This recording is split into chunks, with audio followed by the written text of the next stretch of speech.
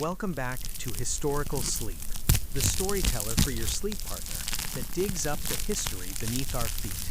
If you love stories about small towns with big secrets, don't forget to hit that subscribe button so you never miss an episode and can follow Alara's journey in real time. Drop us a comment below or reply to this episode on our story and let us know where you are right now. Seeing our audience map grow is one of the best parts of making this show. Your input keeps these stories alive. Before the factories, before the railroads, before steel rose like a second horizon across the continent, there was only the whisper of dawn over the early American colonies. A land vast, unhurried, breathing in the rhythm of tides and seasons. In this quiet world, where morning came with soft gold light through pine and oak, people woke not to alarms or engines, but to roosters, distant church bells, and the gentle hum of the earth stirring itself awake. This story begins there, in the earliest days of an emerging nation, a time when industry did not roar, but murmured, when progress walked slowly on dirt roads instead of racing on rails. When life was built by hands, not machines, and each dawn held the promise of simple creation. Imagine the year 1705. The colonies settled like small lanterns along the Atlantic coast. Massachusetts, Rhode Island, Connecticut, New York, Pennsylvania, Maryland, Virginia. Wooden houses stood modestly, spaced by fields, farms, and forests. Rivers ran like silver ribbons, their surfaces smooth and unbroken, except where a single canoe or skiff separated the water like a calm knife. The world felt young, not yet burdened by smoke or steel or the noise of engines. Our story follows that world as if you were walking through it, quietly, gently, like a traveler stepping into history one slow heartbeat at a time. Picture a small colonial town as morning arrives. The first rays of sunlight slip over the rooftops, touching the shingles like warm fingertips. Smoke curls lazily from a few chimneys, the early risers already stirring oats in iron pots or warming bread made the night before. Streets are packed earth, soft from dew. You can hear the creak of wagon wheels in the distance, not hurried, just steady, as though time itself has no desire to rush. There is serenity here, a kind of peace that modern life often forgets. People move with purpose, yet without haste, drawing water from wells, sweeping their porches, leading horses from wooden stables. A boy carries fresh milk in a tin pail, the liquid trembling slightly with each step, catching the morning light like a pale mirror. Across the road, a woman hangs linens that sway gently in the mild breeze, the fabric smelling of lye soap and sunlight. And beyond the houses lies the open countryside, rolling meadows, thick woods, distant hills soft like silhouettes under a sky wide enough to carry dreams. In that era, nature was not a place to visit, it was home. It framed every sound, every thought, every sunrise. Before great factories, industry lived in small gestures, a hammer striking forge-heated iron, a carpenter shaving cedar into beams with slow, patient strokes, a potter shaping clay on a spinning wheel powered by a steady foot. These were not grand feats of production, not yet, but they were the roots of something that would grow and grow until it reshaped a continent. Industry in early America was not loud, it was gentle. Consider the blacksmith waking before sunrise. He walks to his workshop, a small timber shed with soot-darkened stones at its base. His forge sleeps like a dormant dragon, cold and gray. But soon, with careful breath and spark, the coals begin to glow. Orange first, then brighter, like captured sunrise. He lifts his hammer. The day begins not with noise, but rhythm. Slow, sure, metallic music. Clink, pause. Clink, like a heartbeat. Horseshoes, plow blades, nails for building houses. Simple objects, ordinary objects, yet each one a marvel of human patience, one piece at a time, one day at a time. This was industry at its dawn, humble, handmade, unhurried. No sound in the colonies was more constant, more comforting than the murmur of water. Rivers were the lifelines of early American settlement, highways before highways existed. They carried lumber downstream, carried fish to the nets of patient hunters, carried canoes filled with furs and goods and stories. Follow the water eastward, and you will find a small mill, the first whisper of mechanized labor, though still gentle, still almost shy. A wooden wheel turns slowly as the river pushes it round and round, the paddles dripping sunlight like diamonds back into the stream. Inside the mill, stone wheels grind grain into flour.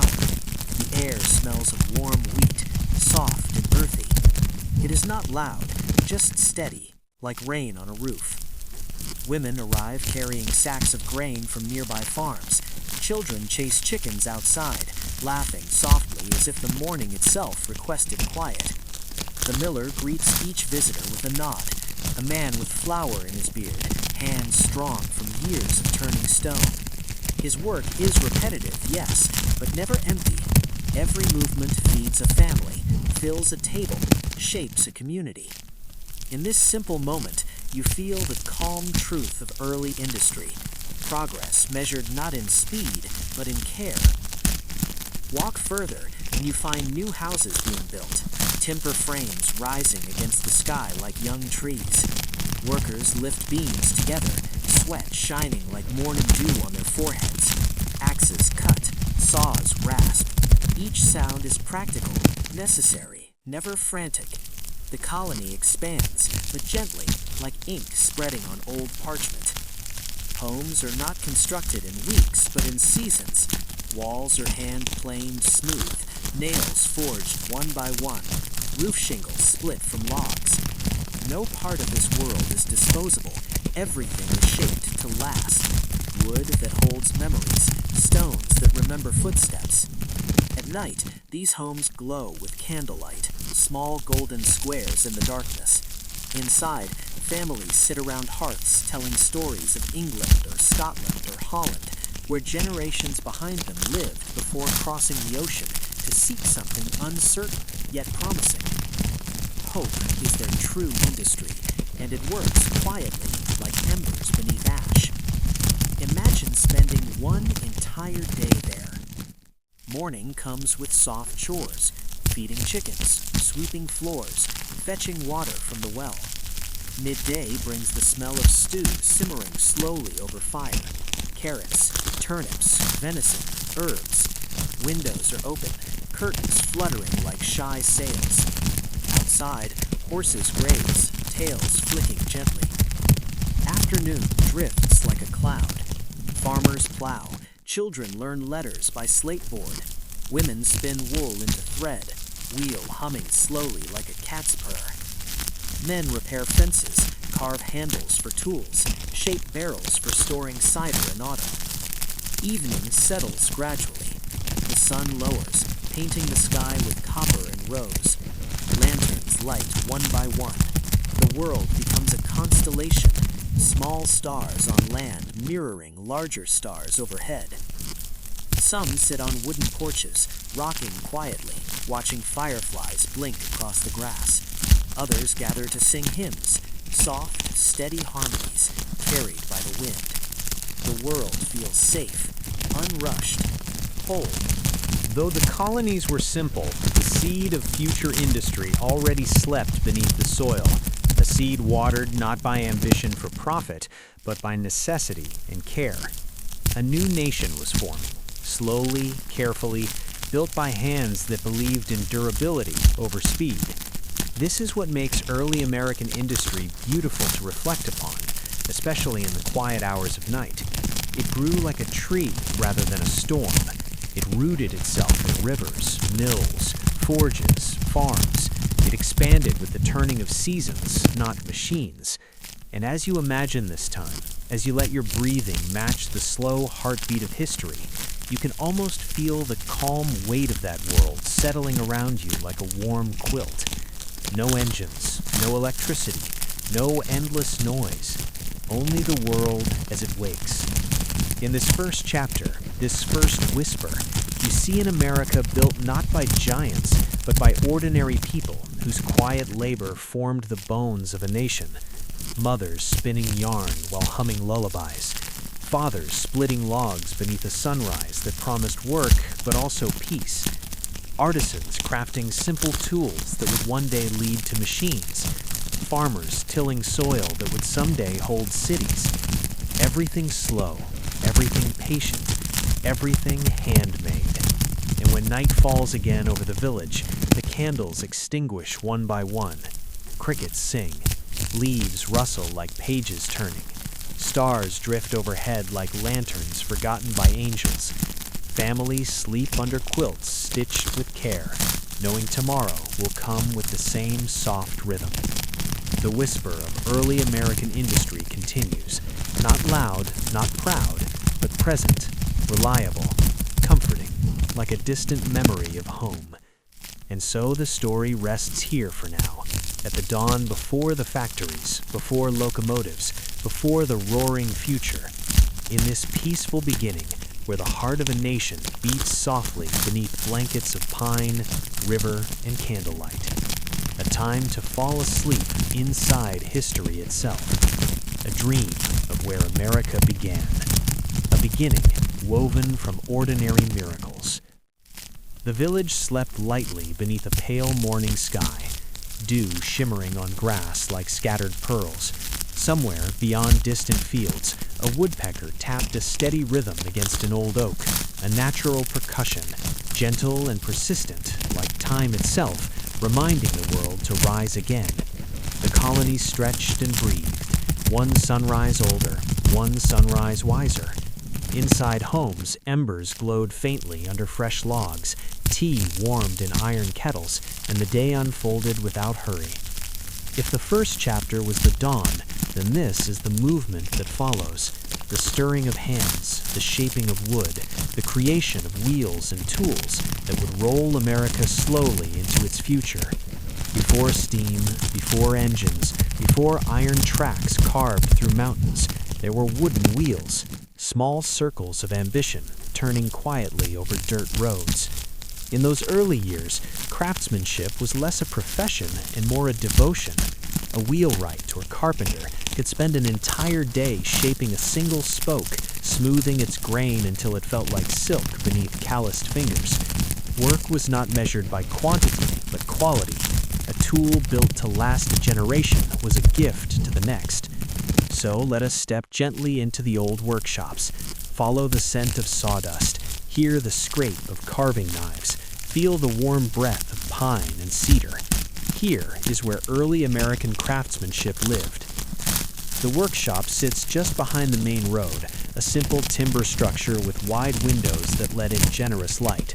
The sign outside is carved by hand, letters deep and uneven but proud, wheels and wagons, repairs and craft. Beside the door, bundles of spokes lean like bundled arrows, each carved from hickory or oak, chosen not for beauty but strength. Inside, the air is cool and sweet with the smell of wood. Tools rest in quiet order, mallets, blades, saws, wooden clamps. Sunlight filters through thin glass, striping the floor in gold. The wheelwright arrives early. He is a man in his middle years, face lined not with age, but with patience. His apron is worn, his hands strong, fingertips shiny from years of oil and wax. He drinks a simple breakfast, bread and tea, then ties his leather apron and begins. No sound in this workshop is harsh. Every action has a rhythm. Tap, scrape, breathe, tap. He selects a log with care, running his hand across it like a musician choosing an instrument. Wood has personality. It speaks in rings and fibers, in knots and curves. Some wood is stubborn, resisting the blade. Some bends easily, like a story eager to be told. The wheelwright knows the difference by touch alone. He begins by splitting the log with slow, steady strokes, Shavings curl away like ribbons, falling softly on the floor. A new wheel will take days, sometimes weeks, but there is no rush. The colonies move slowly, and their wagons follow suit. Outside, a farmer arrives with a broken cartwheel. He leads a brown horse, patient and gentle, its breath steaming in the cool morning. The farmer nods, tipping his hat, and explains that the wheel cracked under a heavy load of apples. The wheelwright listens carefully, feeling the wood with practiced hands. He promises repair by week's end, not sooner, not later, exactly when the work will be proper. Nothing here is hurried. Craftsmanship is time made visible. The wheelwright is not alone in this world of hand-built industry. A few buildings away, a carpenter hums softly while shaping a beam for a neighbor's new barn. His workshop is filled with long boards of white pine and maple, stacked carefully like sleeping giants. A small window opens towards the river, where water glistens like polished stone. Nearby, a cooper makes barrels, hoops of iron, staves of oak. He soaks the wood in water so it bends without breaking, then binds each piece with careful pressure. A single barrel might hold cider through winter, salted pork for long journeys, or flour ground from the mill. Each barrel is a universe of usefulness, and none are identical. The cooper smiles as he works, for every task completed is a small triumph. Quiet, but real. Close to the woods, a joiner crafts furniture. Chairs with high backs, tables smoothed to satin, chests carved with flowers or vines. His tools sing in measured strokes, like whispers in wood. He knows which trees produce strong legs, which yield soft curves. His hands are steady even at dusk, when candlelight flickers across unfinished surfaces like sunrise reversed. In every workshop, there is the same spirit: patience, respect for materials, awareness that nothing worth keeping is made quickly. Let us return to the wheel, the simplest machine that moved a continent. The wheelwright shapes each spoke individually, first rough, then refined. He sands until the grain shines like water. The hub, the heart of the wheel, is carved from elm or ash, chosen for toughness. Holes for spokes are drilled by hand, measured not by ruler, but by instinct. The rim is fashioned from curved segments, joined with pegs like puzzle pieces. Later, iron will be heated red hot and pressed around the rim to strengthen it. The wheelwright and his assistant lift the glowing band with tongs, sparks falling like fleeting stars. They place it atop the wheel, and the heat sinks through the wood.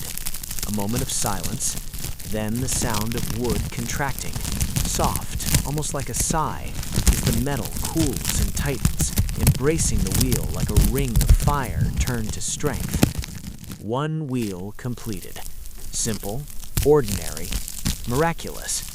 If you listen closely, you can hear how history rolled forward on wheels just like this, one turn at a time. Craftsmen taught by doing.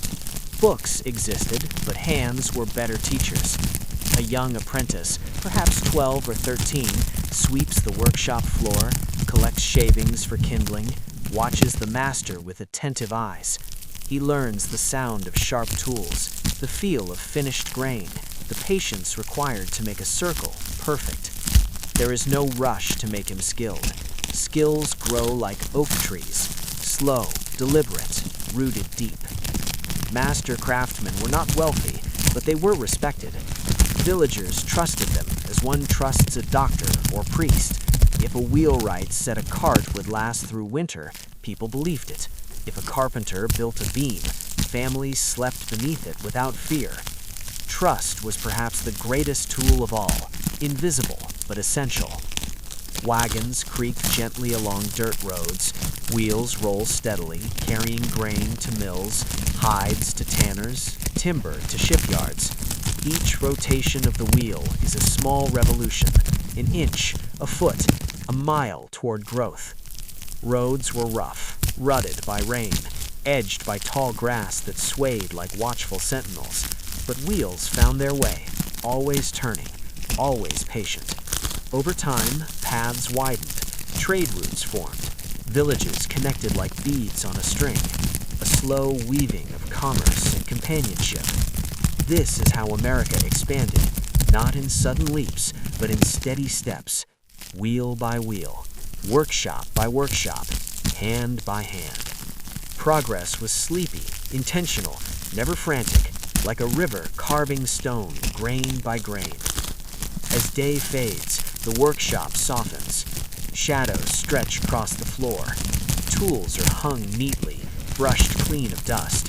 The wheelwright wipes his brow with a linen cloth, then runs his hand over the nearly finished wheel, a gesture of gratitude, like a farmer patting a loyal horse. Outside, crickets sing their evening chorus. A lantern is lit, its glow warm against the deepening blue.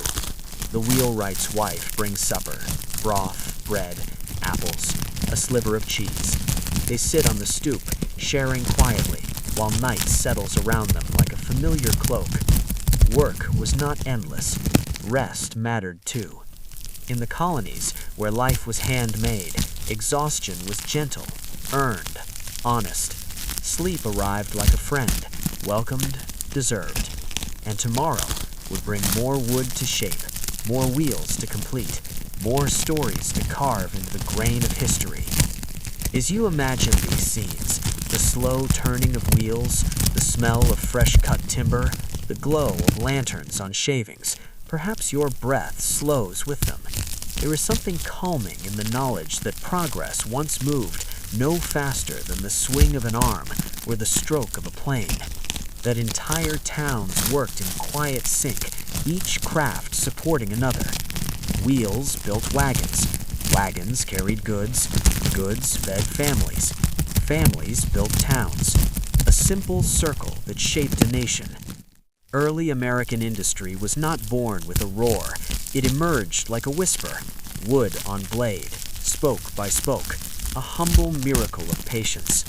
And as the night holds you now, as your thoughts drift like sawdust on a breeze, you may feel the peace of that era, slow, grounded, steady. You may hear the faint echo of a plane smoothing pine, the quiet ring of metal against oak, the soft murmur of wheels turning across centuries. Not rushing, not racing, simply moving, forward, always. Morning returns to the colonial village like a slow unfurling ribbon of pale gold. The world wakes softly, roosters crowing from distant barns, horses stamping lazily in dew-softened fields, the low rumble of early carts rolling across dirt packed smooth by seasons. Somewhere, smoke climbs gently from chimneys, weaving gray threads into the brightening sky. Another day begins, unhurried, patient, familiar. But at the edge of the village, where the road bends toward meadow and forest, stands a place where sunrise is not the brightest light of the morning, a place where fire glows even before dawn stretches her fingers across the land, a place where human hands shape metal like sculptors of thunder and stone. Today, we step into the forge. This is the home of the blacksmith, where sparks become stories, where patience meets flame, and where early American industry took its first iron-footed steps. The smithy is built low and strong, thick beams, stone base, slate roof scarred by seasons of snow and summer heat. A wide door swings open early, long before most villagers rise. Inside, darkness is broken by only a hint of dying embers beneath coal and ash. But to a blacksmith, this ember is not the end of yesterday, it is the beginning of today. With practiced hands, he leans close and blows gently across the coals.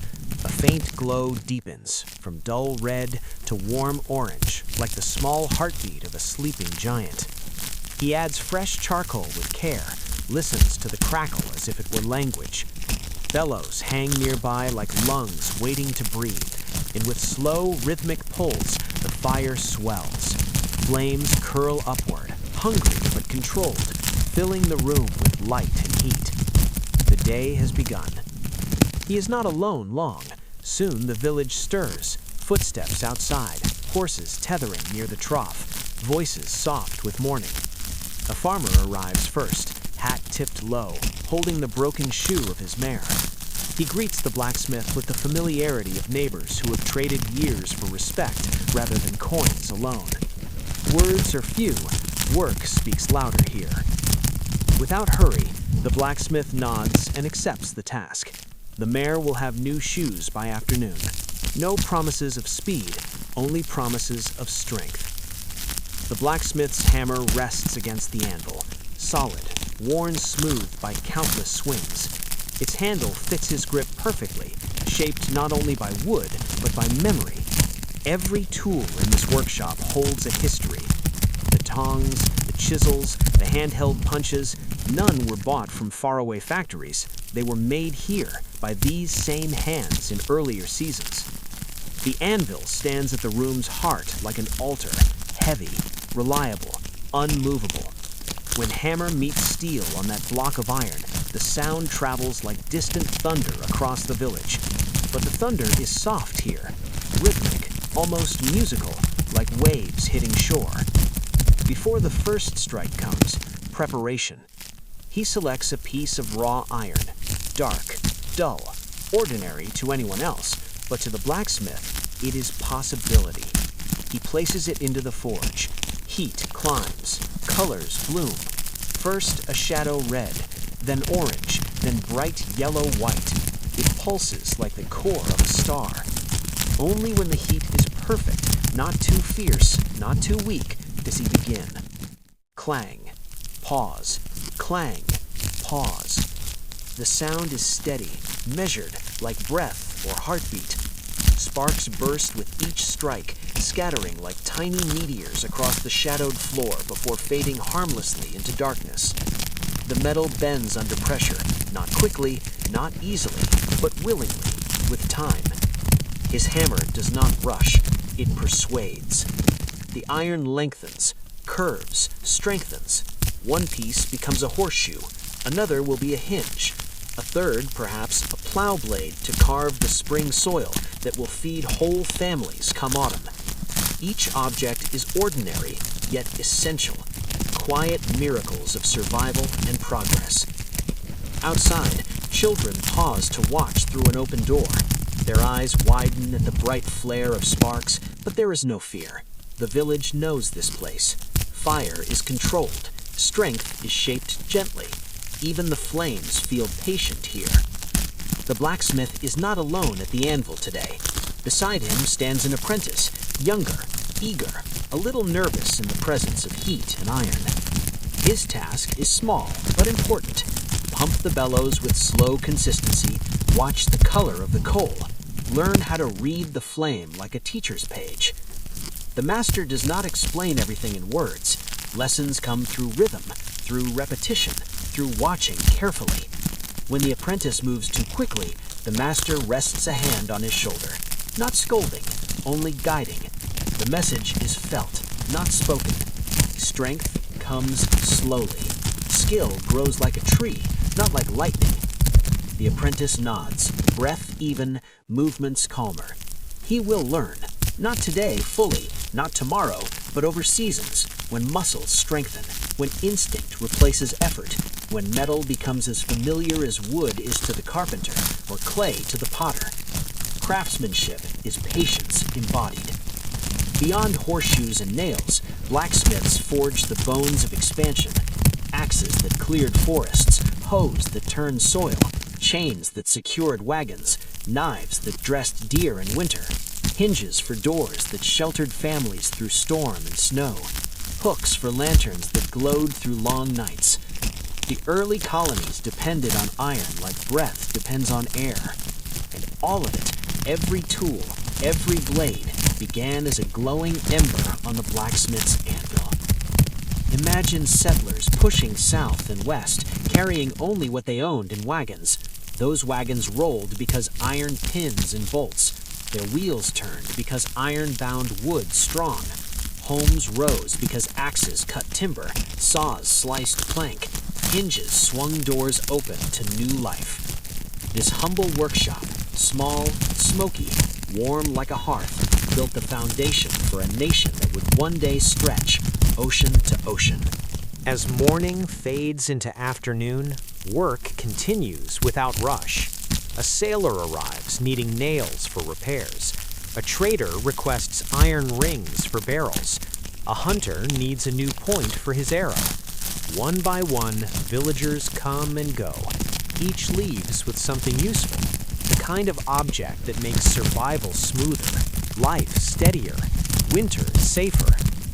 Coins exchange hands, yes, but more often trade comes through kindness. A bundle of wheat, a jug of cider, a cured ham from last fall's smokehouse. Payment is not only currency, it is connection. By late afternoon, the coals burn white with heat. Hammer strokes grow slower, heavier, like the day itself beginning to tire. The apprentice sweeps cinders outside, where the wind carries them like black snow. The smell of iron and smoke settles into clothes and hair.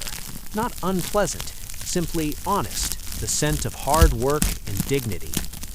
Evening comes, as gently as morning arrived. At dusk, the fire dims.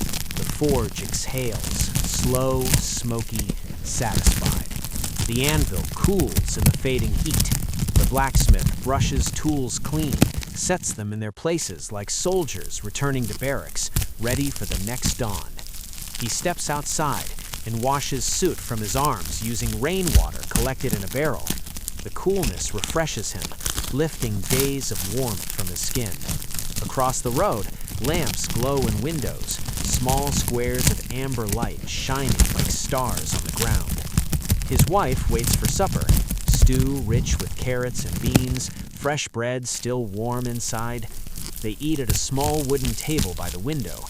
Outside, the world is quiet. Crickets whispering, grass shifting, a dog barking somewhere far away. From the forge chimney, a soft ribbon of smoke twists upward like a final sigh of daylight. This is contentment, not loud, not grand, but real. Imagine, now, that you are there, standing beside the anvil, feeling its ancient weight beneath your fingertips. The warmth of the forge against your face is steady, comforting, like sitting near a fire on the first cold night of autumn. You pick up a piece of iron, cold, stiff, simple, and for a moment you consider what it might become. A key? A lock? A blade? A chain? A story? Feel how creation begins long before the hammer falls. Feel how every spark in the forge is a tiny star, brief and bright. This era was built on sparks, moments of invention, acts of patience, ordinary hands making extraordinary futures. The United States did not emerge from sudden miracles. It emerged from workshops like this, from blacksmiths who shaped iron as farmers shaped fields. Strength was not loud. Progress was not hurried. Industry began with men who worked by lamplight long after the sun had gone. And here, in this memory, you rest, slow, safe, warm. Night falls fully now. The forge sleeps. Tools gleam faintly, reflecting one last ember's glow like a quiet heartbeat before dreaming.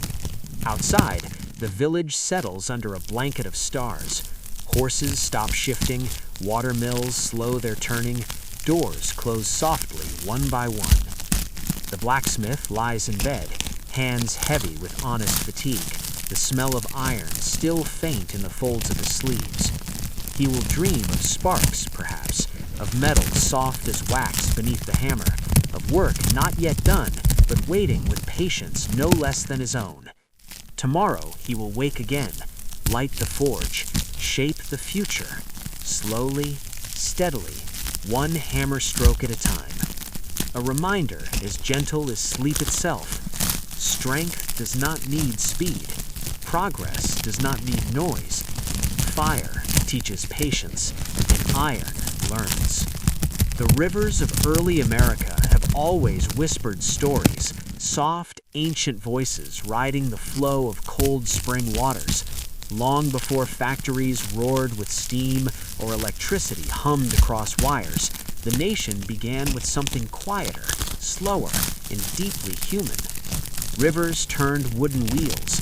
Wheels lifted the labor of many, and tiny mills became the humble engines of a growing land. Imagine a dawn along the banks of a calm river in rural New England, fog drifting like pale silk, dewdrops glittering on long blades of grass, and a wooden mill standing proudly beside the ripple of a gentle current. Its roof is rough shingled, its beams thick and worn by many seasons of frost and sunlight. The wheel outside turns with patient grace, guided by the river's steady push. Each rotation is slow, almost meditative, as though the wheel itself breathes with the land. And inside, the rhythmic grinding of millstones set a beat heart for the morning. The millers who once worked here lived quiet lives built on routine and trust. Farmers came from miles away with wagons filled with grain, tied with rope and smelling faintly of earth and harvest. They brought corn, wheat, rye, simple crops that fed families and formed the backbone of a developing society. The process was ordinary, but it carried dignity. Nothing rushed, nothing urgent, only the steady sound of stones kissing grain and turning it into flour. This was industry before noise and haste, a world built carefully, one rotation at a time. The river itself was the first worker, tirelessly pulling the wheel forward day and night. It asked for nothing in return, no fuel, no metal, only the chance to move freely toward the sea. In return, people built lives around it. They placed mills beside streams large enough to offer power, but gentle enough to keep the wheel spinning through every season. The wheel turned in rain and in clear skies, in the hush of winter, in the bloom of summer. It was steady, eternal, dependable like a heartbeat. Inside the mill, the air smelled of fresh grain and warm wood. Wooden beams overhead creaked softly when the wheel pulled the great gears into motion. Each tooth fit into the next with precision carved by hand. No steel machines, no electric motors, only the millwright's patience and skill. As the river pushed the wheel, the axle turned, and the two great millstones began to breathe their circular rhythm. Grain became powder, chaff drifted like a slow snowfall, and bags of flour stacked gradually against the walls. Millers were not hurried people. They greeted travelers with a firm handshake, a friendly nod, or sometimes just a quiet smile. While bags filled with flour, they talked, not of war or politics, but of weather, crop yield, of children growing tall, of neighbors tending livestock. Their lives were measured like the wheel, steady, thoughtful, unfolding moment by moment. If one visited near midday, one might hear lunch bells in the distance, a dog barking gently at the riverbank, or the laughter of children gathering flowers beside the water. The wheel outside never stopped unless the river froze or someone needed repair. In early morning light, it glistened with dew. By afternoon, it shone with droplets thrown from the river's splash. At sunset, it cast a long shadow across the water, like a pointer of time marking the day. Travelers passing along dirt roads would pause to watch it, turning, always turning, like a reminder that life flows forward without needing to rush. Some mills were small, owned by one family for generations. Others grew larger, supplying flour to entire towns. Yet all began the same way, with hands, wood, stone, and water. It is comforting to think how something so simple built the foundation for an entire nation's progress. America did not begin with grand factories.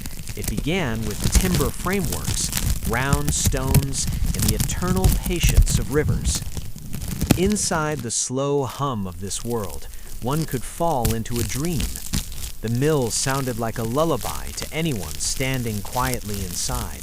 Clack of gears, hush of the river, soft brush of grain.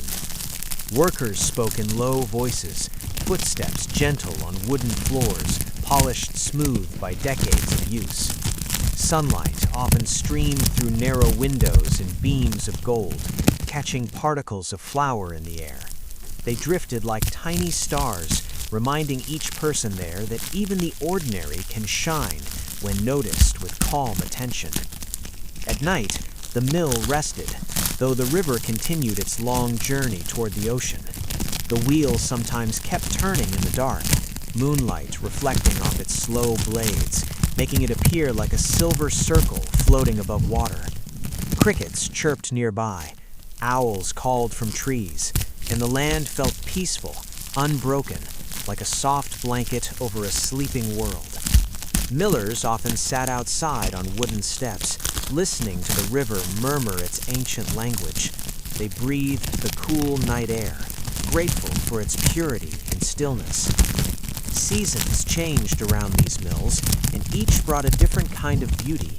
In spring, rivers swelled with melting snow, turning the wheel a bit faster, its voice louder, its energy renewed.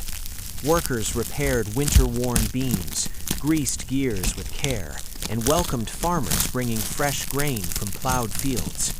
In summer, wildflowers leaned toward the water, and dragonflies sparkled like tiny emerald lanterns. Children splashed along the banks, while parents loaded carts beneath tall oak trees. Autumn painted forests with amber and gold. The river carried fallen leaves like little boats, and the cool wind smelled of ripe harvest. Wagons lined up beside the mill. Men and women laughed as sacks of grain were lifted with rope and pulley, and every barrel of flour felt like a promise of warm bread through winter. When winter arrived, ice sometimes slowed the wheel or stopped it entirely. The mill stood silent beneath snow, resting like a bear in hibernation. Smoke curled from chimneys as families gathered indoors, telling stories by firelight while waiting for spring. And always, when thaw returned, the wheel resumed its slow, reassuring song. There is a soothing lesson in these old mills. Progress does not always come with noise or urgency. Sometimes, growth is quiet, like water turning a wheel, like grain becoming flour, like dawn arriving without anyone commanding it. Early American mills remind us that even the great achievements of a nation can begin with patient, simple motion. Imagine lying near that river now, the grass cool beneath your back, the wheel spinning with calm consistency. The sound becomes a lullaby, not sharp or demanding, but gentle, like soft waves brushing against the shore. Your breathing slows to match its rhythm. You feel the peace of a world before haste, a world where work was honest, community strong, and each day welcomed like sunlight through old mill windows. Think of the people who lived then. Men mending the wheel with rough hands, women grinding corn for warm bread, children filling baskets with river stones and laughing at rippling reflections in the water. They lived slowly, not because they lacked ambition, but because time itself moved with grace. No one could rush a river. No one could force seasons to skip ahead. They worked within the natural rhythm of the world, and in doing so, found a balance many still seek today.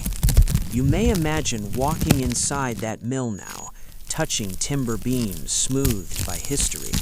The air is cool and fragrant with grain. Your footsteps echo like soft drums as you approach the millstones. They turn in perfect union, circle upon circle, forever returning to where they began. Watching them feels like breathing. In, out, turn, return. Everything simple, everything clear. Above you, dust of flour floats like faint snowfall. Outside, the river continues to play its endless tune. You feel time stretch, not rushed or sharp, but gentle, like warm water over stones. You understand why people gathered here, why mills became community centers and meeting places. They offered more than flour. They offered rhythm, security, and peace. Even as America changed, cities grew, machines roared, economies surged, the old mills remained quiet witnesses. Some still stand today, though their wheels no longer turn. Tourists visit, touching weathered planks, pausing beside silent rivers, feeling history breathe through moss and stone. They imagine the wheels spinning again, slow and steady, and perhaps their hearts match its pace for a moment. Because that is the gift of the water wheel, a reminder that life does not need to race to move forward. The river turns the wheel lifts the work. Progress rises like flour in the air, soft, steady, certain. If you close your eyes now, you might hear it, the gentle splash of water against wooden paddles, the low hum of the millstones, the soft laughter of children long gone. Let that sound become the rhythm of your breath. Let the calm of early America wrap you like a warm blanket of time. Breathe slowly. Turn like the wheel. Rest like the mill at night beneath the moon. Here, in this story of rivers and wheels, you may drift into sleep, unhurried, peaceful, carried forward like a leaf on gentle water. The room is dim, warm, and quiet. Outside, the evening sun rests low over soft hills and wooden cottages, casting a golden wash through small glass windows. Dust motes drift lazily in the beams of light, slow as snowflakes. Inside, wooden looms stand like patient giants, crafted by hand, solid with years of use and worn smooth by countless fingers. Their frames creak softly, like old trees bending in a gentle wind. This was the heartbeat of early American homes, the steady back and forth of the shuttle, the rhythmic sigh of wool drawn into thread, and the hush of woven cloth unrolling inch by inch. Long before factories spun cotton by the thousands of yards, there were quiet rooms like this, dim and deeply human, where fabric was born from patience, not machines. You can picture one such home, maybe somewhere in the gentle valleys of Pennsylvania or along the wide rivers of Virginia. Its floorboards are wide and uneven, smelling faintly of pine. Stacked near the hearth is newly sheared wool from a neighbor's farm, soft, cloud-like clumps waiting to be cleaned and spun. Perhaps the woman who works here is named Lydia, or Mary, or Anne, one of countless women whose hands shaped the very comfort of the young nation. She ties her apron securely and sits on a small wooden stool. Her movements are peaceful, unhurried. She draws a handful of wool into her lap, fingers gently teasing fibers apart, releasing dust and burrs that cling stubbornly between strands. Outside, she hears the distant low of cattle and the crackle of leaves shifting under a mild breeze. The world feels unbroken, measured, and safe. With practiced grace, she begins spinning. The wool twists into yarn beneath her fingers, guided by a spinning wheel that turns like a slow galaxy. Her foot presses the treadle. Tap, turn, tap, and the wheel hums softly, smooth and steady. Yarn gathers on the spindle, slender and strong, like the growing line of time itself. When she works, she does not rush. Yarn demands patience, and she gives it willingly. This work, ordinary as it seems, held a quiet power. In early America, cloth was not merely a material, it was survival, warmth, identity. Every yard woven here wrapped a child through winter nights, became a blanket in a wagon crossing the frontier, or stitched into a sailor's coat braving Atlantic winds. Each thread held stories, and each story began with hands like hers.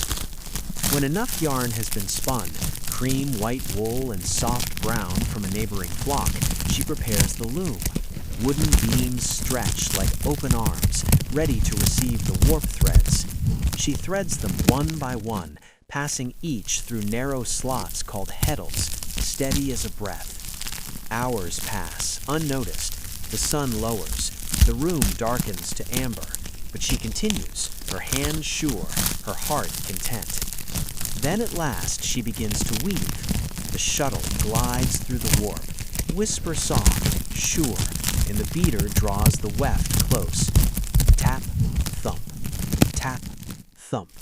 The sound is rhythmic, lulling, like waves against a shore. or wind in tall grass. It is a melody older than industry, older than iron and steam. It is the music of creation made quietly. Outside, lanterns flicker to life along the road as neighbors return home. Smoke curls upward from chimneys, carrying the supper-sweet smell of corn cakes and stew. But inside the weaving room, the world shrinks to rhythm, to the pulse of loom and fiber, to soft breathing, to calm purpose. Sometimes she hums, a low tune from her childhood perhaps, carried across generations like thread passed hand to hand. Sometimes she works in silence, letting the loom speak for her. Hours slip like silk. The cloth grows. Through autumn and winter, scenes like this continued across the early colonies. Women wove by lamplight while snow softened the world outside. In dim rooms, children curled beneath wool blankets as the loom tapped and hummed like a lullaby through the walls. Men mended fences or split seasoned logs for the hearth. Life moved gently, shaped not by machines, but by needs and care. These looms were the unsung engines of early America. They clothed settlers in distant frontier cabins, soldiers in wooden-stocked forts, sailors on tall-masted ships. They produced the flags of fledgling towns, table linens for Sunday meals, christening cloths for newborns. In each thread lay a connection between people, across miles, across time. Imagine now walking into such a home at dusk. The door creaks open, and warm air greets you like a familiar friend. The loom's rhythm slows as the weaver looks up, offering a soft smile. You sit on a small bench nearby, listening as her shuttle glides again. You watch the fabric grow, line by line, patient and perfect. The fire snaps, the loom breathes. You feel your mind quiet, your thoughts unwinding like yarn from a bobbin. In these moments, you understand why weaving held a special peace. It allowed the mind to settle, to move steady with the hands. The world outside might change, politics rising, lands expanding, cities growing. But inside these four wooden walls, time could stretch like cloth on the frame, even, slow, forgiving. Days turn like the shuttle, back and forth, forward always. Spring returns with fresh shoots pushing through thawed soil. The loom, too, awakens with fresh wool. Children run in from the yard, cheeks rosy, hair wind wild. They press fingers to the fabric their mother wove, feeling warmth in every thread. They do not think of history, but they are wrapped in it. Years pass. The children grow tall. Roads widen. Towns swell. But many looms remain, their rhythm steady as breath. Even as factories rise with steam-powered machinery, hand-woven cloth holds its place like an old oak tree rooted deep. Some weavers continue for love, for tradition, for the beauty of patience, because there is a kind of magic in watching something take form slowly, like a life, like a story, like a dream. And perhaps you feel that too now. Perhaps as you listen, your breath has found rhythm. Slow in, soft out, like the shuttle passing through the warp, like wool twisting into thread, like time folding gently behind you.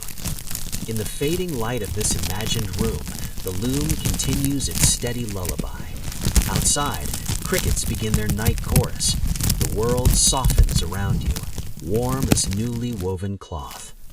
You may feel sleep settling over you like a blanket, light at first, then deeper, like wool layered against winter cold. Your thoughts stretch out like threads across the frame, but gently, never tangled. You drift with the loom's rhythm, tap, thump, tap, thump.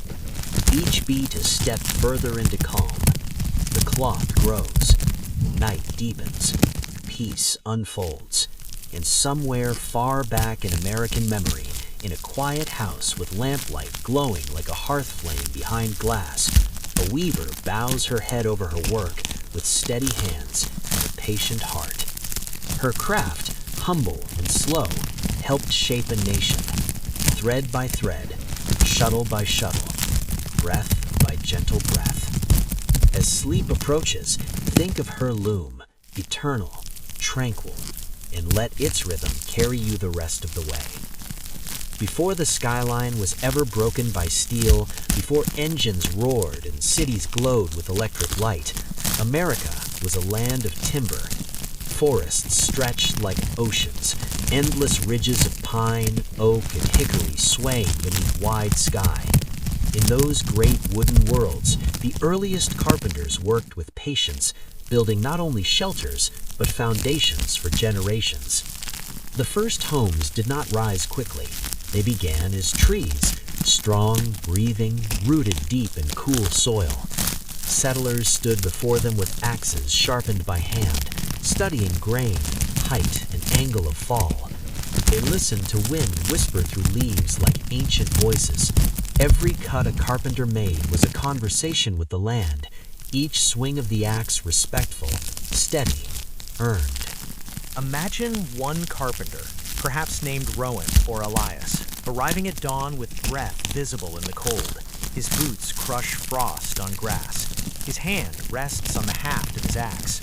He pauses, not rushing, watching the sun slowly unfold like a warm sheet of light over the earth. Today, he will shape the bones of a new home for his family or for neighbors who have come seeking a life far from crowded ports and worn European streets. He grips the axe. The first blow rings like a bell through the quiet woods. Another, and another. Chips of wood fly, pale and clean.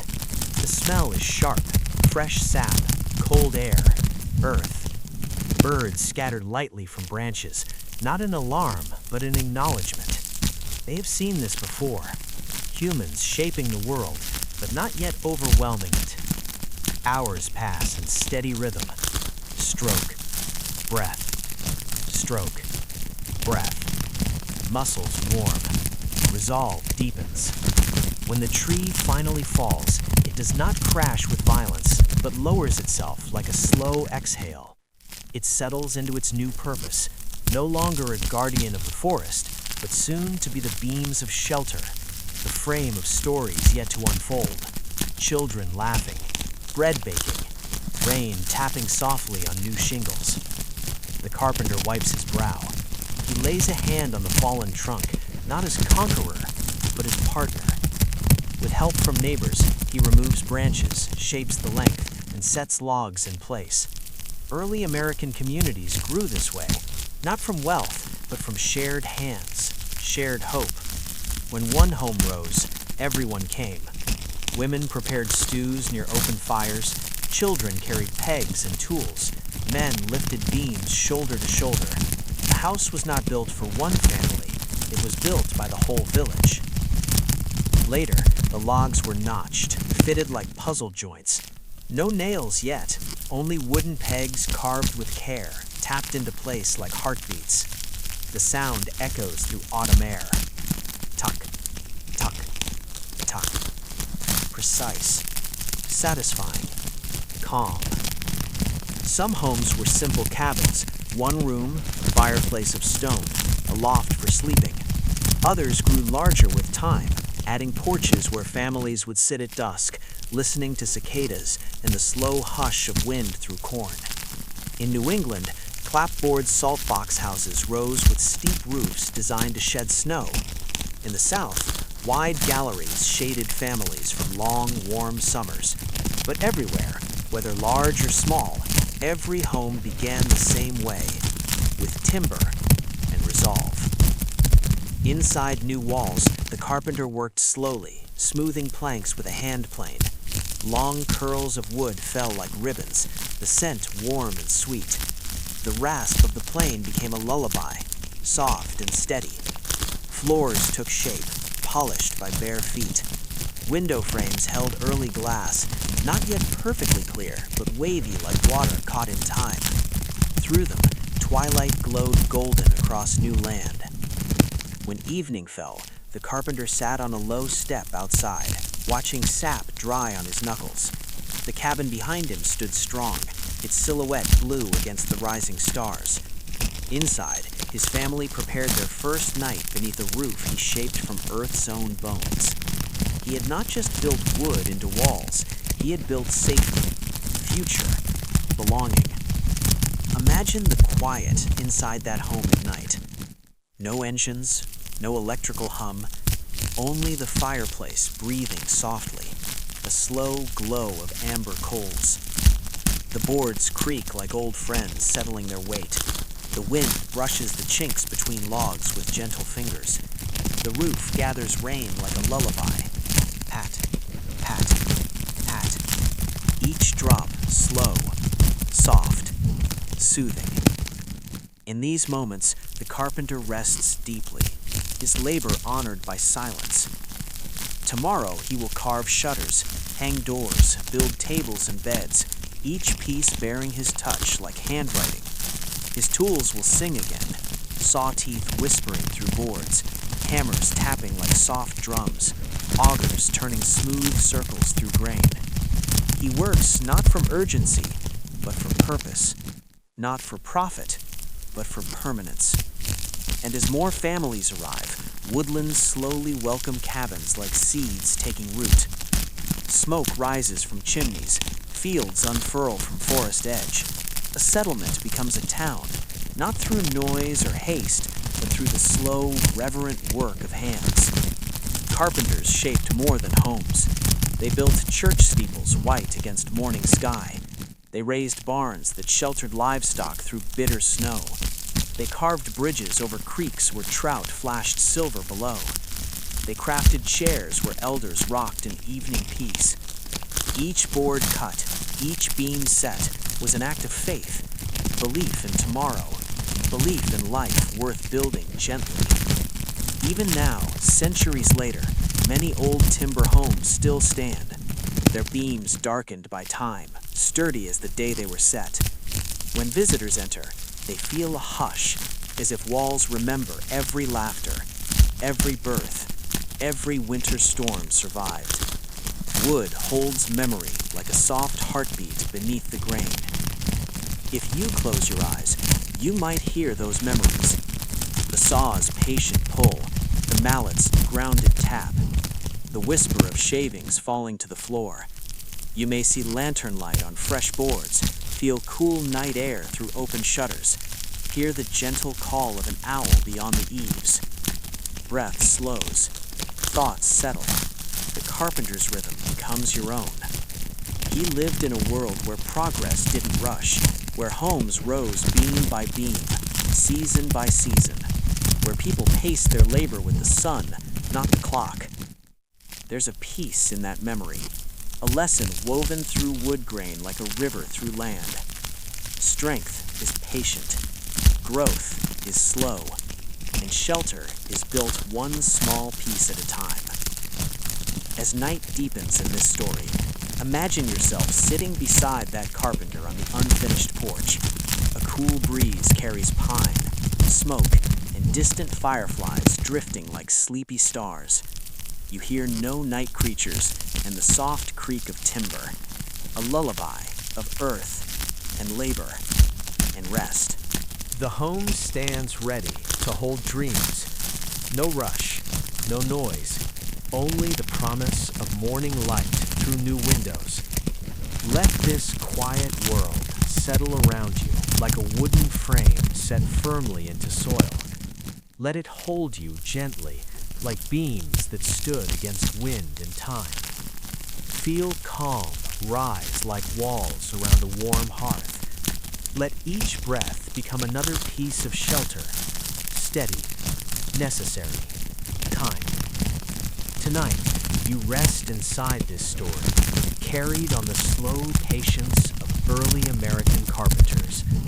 Their homes still stand, their rhythm still soothes, their resolve still whispers through wood. You are safe. You belong. You can rest. Before electricity filled windows with white brilliance, before neon signs flickered through busy streets, light was something tender, earned, not switched on. In early America, light came from flame, And flame often came from one of the quietest trades of the time, the candle maker. Their work was simple, yet miraculous, transforming honey-scented beeswax or pale animal tallow into slender wicks of warmth. Candles were more than objects.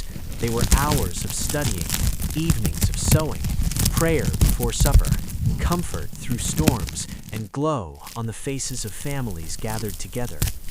In an age when night was deep and stars ruled the sky, candles were hope held gently in a hand. Imagine a small workshop on a narrow street in a young American town, perhaps in Boston, Philadelphia, or Williamsburg. The building is wood-framed, low-ceilinged, with windows that let in strips of afternoon sun like notes of music. Inside, shelves carry rows of finished candles, each one smooth, pale, and slightly sweet with beeswax. Bundles hang from rafters like golden fruit. The room smells warm, honey, wood smoke, resin, and calm. At the center of this world stands the candle maker. Maybe his name is Gabriel, or Thomas, or Samuel. He wears a linen shirt rolled at the sleeves, apron stained with wax like frozen raindrops. His hands are steady, practiced by years of shaping wick and wax. He works without hurry, yet without hesitation. Candle making is rhythm, heat rising from a copper pot, wick dipping, wax clinging in thin layers, cooling between strokes. It is a meditation disguised as craft. He begins before dawn each day, when morning still holds the hush of fading dreams. A fire warms the workshop, melting blocks of beeswax into liquid gold. The molten wax ripples gently, its surface glossy as still water. The candle maker tests temperature the way a baker tests dough, not with numbers, but with sense and familiarity. Too hot, and wax runs thin. Too cool, and it clings unevenly. Balance is key. Patience is everything. Beside him lies a frame holding many wicks, long cotton strings weighted at their ends. He dips the frame in wax slowly, tenderly. Down. Hold. Lift. The wicks emerge shining and new-coated, but still slender. They must cool, then dip again. Candlecraft is repetition, like breathing, layer by layer, warmth becoming light. Outside, horses clop along muddy streets, markets open, children run. But inside this workshop, time drips like wax, slow, gentle, inevitable. With each dip, candles thicken, first like threads, then reeds, then slender tapers smooth as ivory. He hangs them across wooden poles to harden, and they sway slightly, like wind chimes without sound. The workshop glows with their presence, dozens, then hundreds, silent, yet radiant, even unlit. By noon, townspeople begin to arrive. A woman collects a bundle wrapped in cloth, enough to read Bible verses at night, enough to sew quilts by winter's deep cold. A sailor purchases stout tallow candles for a ship's hold, for nights at sea, when the world beyond his hull is only black ocean and far-off stars. A shopkeeper buys tall beeswax pillars for evening hours, their flames steady, long-burning, golden like sunrise. The candle maker greets each with a gentle voice and calm eyes that have watched flame flicker for years. No one sees his work as dramatic, yet without him, darkness would swallow every home as soon as the sun dipped. Candles were life. Candles were civilization. As day warms, he scrapes wax from tools, pours new molds, trims cotton wicks with careful hands. Beeswax is prized, its scent soft, its burn clean. Tallow is cheaper, sometimes smoky, but essential for many homes. Both connect him to living things, bees that dance through wildflowers, cattle fed by prairie grass. His craft is not separate from the world, it completes it. He remembers learning as a boy, watching his father melt wax over a hearth pot, the flame reflected in steady eyes. The workshop back then was smaller, but the feeling the same. Calm, patient, essential. Light made by hand feels like something alive, something earned. Imagine evening now, the kind of evening early Americans knew deeply. The sky fades from copper to violet, the workshop windows cool to silver blue. The town grows dim except for lingering embers of sunset. People hurry home, baskets swinging, boots crunching frost. The world pauses, suspended between daylight and darkness. Then, candles bloom. One window glows softly, then another, then another. Warm light spills onto snow or summer grass, onto porches and picket fences. Inside, a mother reads to her children, voice hushed like wind through pine. A father writes a letter across the ocean, pen tapping as flame ripples shadow on ink. An old woman knits quietly by the fire, candlelight shimmering gold across wool. In each home, one tiny light holds back the vastness of night.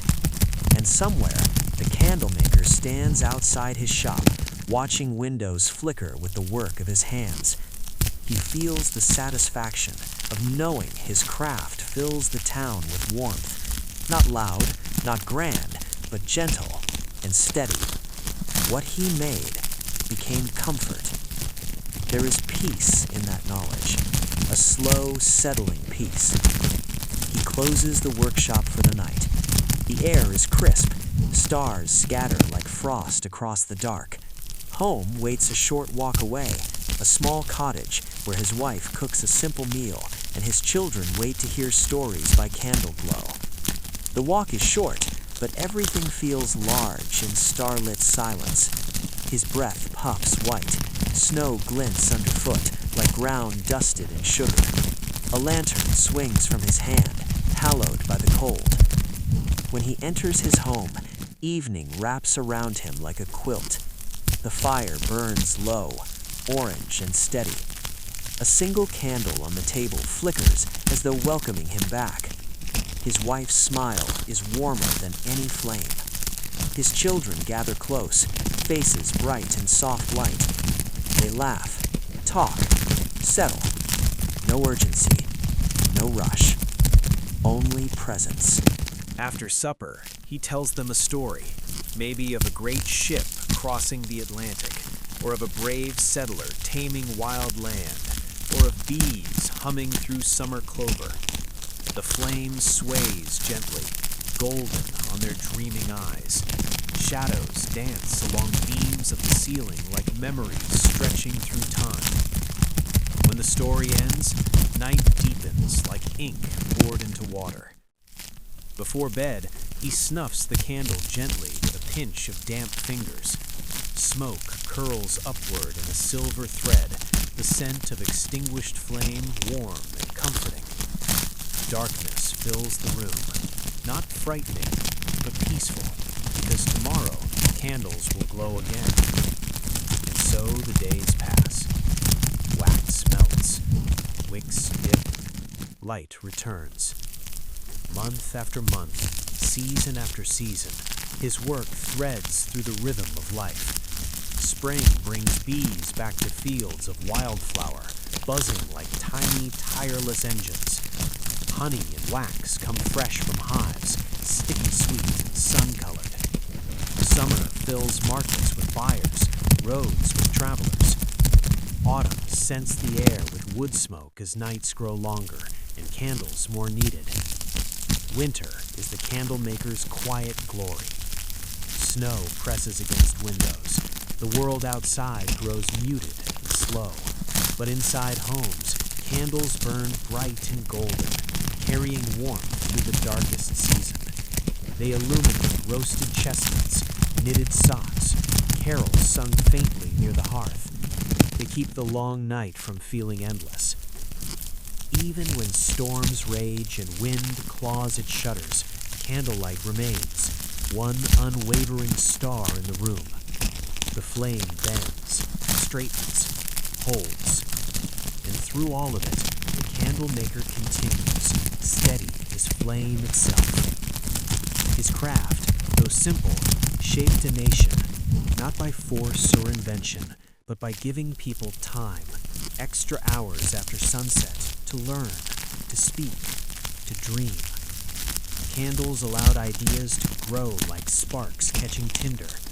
In warm light, plans were made, seeds planted for decades ahead. In every wax-dipped wick was possibility.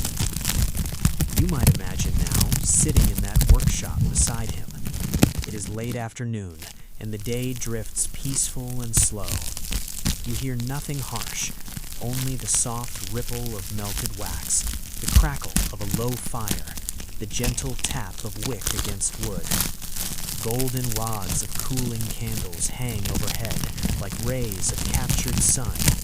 The air smells warm, sweet, alive. Your breathing matches the rhythm of his work. In, warmth. Out, peace. The candle maker dips the wicks again. Smooth motion, practiced, unhurried. Each candle grows thicker, like thoughts becoming whole. As you watch, calm settles on you like melted wax cooling into shape. This world has no rush, no bright screens, no noise that pulls mind from body. Only flame, wax, patience. Even centuries later, many of those old wax papers remain in museums or family trunks, their surfaces cracked like old paper, their color honey-deep. They carry the memory of hands that shaped them, hands that believed in home, light, and steady work, hands that built brightness slowly. It is easy to let these memories guide you into rest now. Picture a candle flame, small, steady, breathing with the room. Each flicker loosens thought. Each glow softens your body. The light settles into your mind like warm cloth. You are safe. You are still. The flame will hold the night for you. As sleep begins to gather, feel the gentle warmth of beeswax and the comfort of quiet craft. In this old American workshop, time moves like melted honey. Slow, golden, soothing. The candle maker dips his wick one more time, and you drift with it, downward into calm, into softness, into a night lit by hope. Because a candle is never just wax and wick. It is glow. It is presence. It is rest. Let your eyes close like a wick snuffed gently at day's end. Let darkness feel soft, never empty. Light will return, always patient, always warm.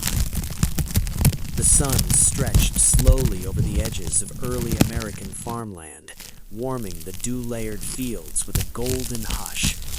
It was morning, but not a rushed morning, a gentle beginning to another day in a country still learning how to breathe, how to grow, how to become itself.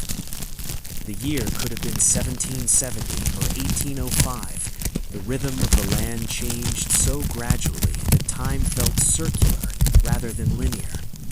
Here, in the broad openness of the American countryside, the age of grain and harvest was more than a period. It was a heartbeat. It was a promise of life woven into soil and season. Before engines, before iron trains spanned the continent, before factories rose like stone giants, America was a land of farms, quiet farms, stretching like quilts across hills and plains, worked by families whose lives followed the rise and fall of the sun more than the ticking of any clock. Their work was steady, patient, and often repetitive, but it carried a serenity the modern world struggles to remember. If someone closes their eyes and listens, truly listens, they may hear the swish of wheat against early morning breezes, the distant call of cattle roaming open pasture, the creak of a wooden barn door swinging wide for the day. The harvest began long before the scythe ever touched a stem. It began with planning, conversations held around wooden tables lit by soft candle glow. Families gathered in the late winter months and asked questions, not of haste, but of hope. What will we plant this year? Will the rains be kind?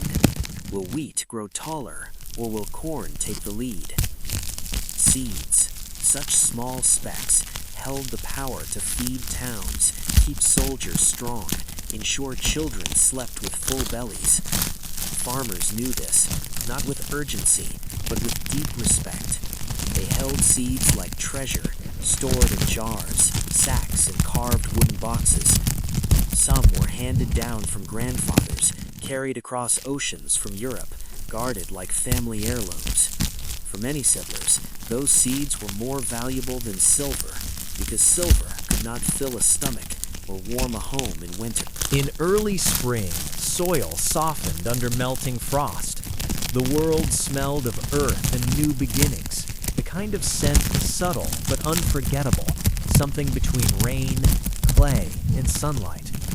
Farmers stepped into the fields wearing boots worn with years of footsteps, hands steady from seasons of repetition.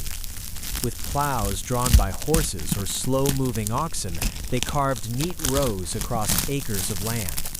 The lines looked almost like writing, long sentences scratched into the world, preparing to tell a story of growth. Birds hovered over freshly tilled dirt, searching for worms, and children, barefoot and laughing, followed behind their parents, scattering seeds like tiny gold dust. Each handful tossed was like a wish, a belief that months later the field would glow tall and heavy with grain. Days passed, then weeks, then long stretches of summer light. Wheat pushed up from soil in slender shoots, first pale green, then deeper, then golden under July heat. Corn rose even higher, leaves spreading like flexible swords, tassels waving softly. The beauty of it was quiet, not the kind that demanded applause, but the kind that simply existed, steady and real. A farmer walking through his field at dusk might rest his palm against a stalk and feel not just plant life, but his own effort, his own story. Breakfasts were hearty, corn mush, fresh bread, milk still warm from the cow.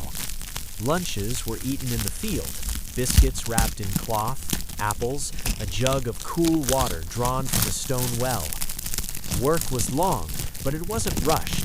The pace of the day matched the pace of the land. Crops did not hurry, and neither did those who tended them. When summer storms rolled in, the sky turned a deep, dramatic blue-gray. Lightning flickered above distant tree lines. Thunder grumbled like a tired giant, and rain came down in sheets. Farmers watched from porches, hats removed, eyes skyward, hopeful, sometimes wary. Too little rain, crops starved. Too much, they drowned. The balance was delicate, like the steady tone of a lullaby. Nature was conductor, farmers were patient listeners. Then came harvest, the moment that defined the year. Late summer air held the scent of ripe grain, dry and sweet like sun-baked straw. Fields shimmered like oceans of gold. Dawn began the workday, cool at first, warming slowly. Men swung scythes in wide, sweeping arcs. Swish, swish, swish, a rhythm so consistent that it soothed even their own tired minds. Women tied wheat into bundles, loaded wagons, baked meals for those laboring under open skies. Children chased chickens from the corn rows, gathered stray stalks, learned without realizing they were learning. Harvest was tiring, yes, but it carried joy. It was the fulfillment of months of waiting, like watching a story reach its final chapter. When wagons rolled toward town heavy with grain sacks, wooden wheels turning softly against dirt roads, families felt full even before bread was baked. Grain mills waited near rivers, where water wheels turned with slow, hypnotic steadiness. Farmers poured grain into wooden hoppers, and inside the mill, massive stones crushed kernels into flour. The sound of grinding stone was deep and constant, a rumble that could almost lull someone into rest. Flour dust rose in the air like pale fog, settling on beams and hands and aprons.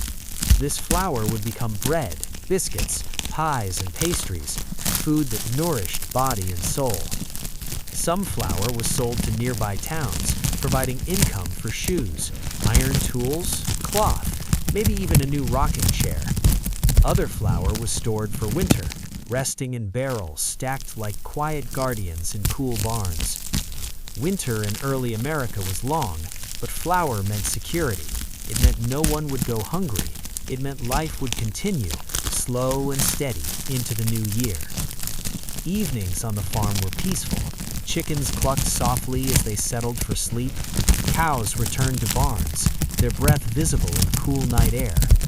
Families sat together beside hearth fire, telling stories of the old country, or reading scripture in voices low and steady. Warm cornbread rested on wooden boards, steam rising like ghostly ribbons. Work was finished, and rest came naturally, not forced, not complicated, just earned. Somewhere outside, the wind brushed across harvested fields, rustling stubble in a whisper. Stars shone above, undimmed by city light. In that open darkness, the world felt vast, yet comforting, like a blanket of quiet, infinite space. Generations passed, farms grew larger, machinery arrived, and the rhythm of harvest changed. Tractors replaced oxen, combines devoured acres in hours rather than months. But the memory of early American harvest, the slow, hand-worked beauty of it, remained like an echo. For modern listeners, imagining that world can bring a sense of calm. The thought of waking with sunrise rather than alarms, of walking fields instead of concrete, of eating bread made from grain grown by one's own hands, these images hold a kind of peace rare in modern life. If one closes their eyes now, they can picture it. A warm morning breeze, wheat swaying like golden waves, the creak of leather on a horse's harness, the sound of rope against wooden beams, the aroma of fresh grain, earth, and sweat, honest, clean, real. A farmer stands in the field at dusk, hat low, hands rough but grateful. Fireflies blink like scattered sparks across the horizon. In the distance, a barn lamp glows, yellow and gentle as a candle. The work is done, the land rests, so does the family. And in that rest lies the true marvel of early America. Not the tools, not the numbers, not even the acreage, but the patience. The belief that growth takes time, that soil rewards care, that harvest is not rushed, but earned. The age of grain and harvest shaped a nation not with noise or spectacle, but with simplicity. A million small moments, seeds planted, wheat cut, bread baked, built the foundation on which cities would rise. The farmers who fed America did so with humble devotion, season after season, often unnoticed, yet always essential. Their world may be distant now, but it lives in memory like a gentle lullaby, steady, warm, breathing slow. A story carried on the wind across fields that once swayed gold beneath a patient sky. A reminder that progress begins with nourishment, and nourishment begins with soil, seed, and human hands willing to wait. As night deepens around you now, imagine those wide fields. Imagine the quiet. Imagine that slow, unwavering heartbeat of early America. Rustling wheat, turning seasons, and families drifting to sleep under roofs they built themselves. Let it calm you. Let it soften your thoughts. Let it rest like grain in a warm barn, safe, steady, peaceful. Long before skyscrapers split the sky and city streets hummed with neon lights, America was learning to listen to a new rhythm, one neither completely natural nor completely human. It was the rhythm of machinery, slowly awakening, announcing the coming age of steam and metal. But even as pistons hissed and wheels turned, The world held the softness of dawn and the gentle patience of people learning to work alongside innovation. Imagine the countryside in the early 19th century. Hills rolled green beneath wide skies. Rivers glinted like silver threads as the sun rose, casting light across sleepy villages. Smoke curls lazily from a few chimneys. Wooden barns and simple mills still dominate the landscape. Somewhere in the distance, a faint sound drifts through morning fog, a whistling noise, high-pitched yet mellow. It's new, startling to some, exciting to others. It is the first machinery awakening, the steam engine, the mechanical heart of a country learning to expand. In a small town along a gently flowing river, the people are beginning to see the future arrive not by foot, wagon, or riverboat, but by the hiss and clatter of steam. Farmers and millers, carpenters and candlemakers all notice the sound in the quiet mornings. At first, it is strange, a ghostly whistle that carries farther than any human voice. Children pause mid-play to watch the tall smokestacks rise over distant rooftops. Adults tilt their heads, uncertain. And yet, there is curiosity, too, a gentle pull toward the promise of easier labor and broader horizons. Imagine standing at the edge of town. The sun's first light catches polished metal and wood, gleaming faintly through the morning haze. Steam hisses softly from pipes, coiling upward in graceful arcs. Wooden gears turn, teeth engaging with precision. Wheels begin to move, large, slow, deliberate, each rotation carrying a whisper of the future. Inside, workers clad in simple linen shirts, aprons, and boots move with attention and care. Though the machinery is new, they do not rush. They observe, learn, adjust, and continue. Their eyes hold a blend of wonder and humility. They are learning to speak a new language, one of steam, pressure, and rotation. The steam engine itself is not monstrous at this point. It is practical, elegant, a union of human ingenuity and patient observation. Copper pipes shine like water in the sun, brass valves gleam softly, water drips into boilers, hiss escapes as pressure builds. The first engine hums in measured tempo, inhaling, exhaling, echoing the rhythm of breath. It is a heartbeat that has never existed in this world before, yet it is calm, steady, patient, almost meditative if one listens long enough. Nearby, a mill has been converted to use mechanical power. Millstones that once turned only by river now spin with the help of pistons, levers, and belts. Grain falls in predictable patterns. The sound is rhythmic, deeper than before, a low, consistent rumble beneath the whisper of human voices. Farmers bring sacks of wheat and rye, noticing that the work feels lighter. Laborers smile quietly as they witness their tools joining with something larger, almost alive, yet under control. Nothing is rushed, nothing is forced.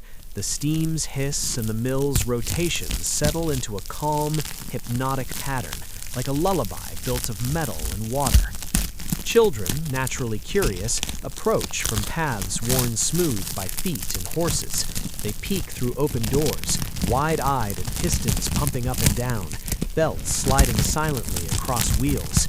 They watch the water drip, hiss, and condense in coils. They hear the faint whistle that announces the release of pressure, a sound startling at first, but gradually softening into reassurance.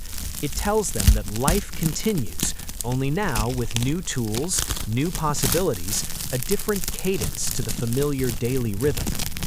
The workers inside move deliberately, never frantically. Steam power does not demand haste. It responds to careful hands, thoughtful eyes, and patience. Each valve turned, each lever pulled, each wheel aligned is an act of concentration. It is a dialogue between human and machine, not a battle. There is an intimacy here, a quiet respect that hums beneath every hiss and clatter. In this coexistence, life feels simultaneously modern and deeply connected to the earlier rhythms of the land. Outside, horses graze in fields that have long fed towns and cities alike. Farmers pause from their plowing to watch the rising steam, imagining the possibilities: faster grain processing, new cloth production, better tools. The world seems wider, the days longer, and the horizon more reachable.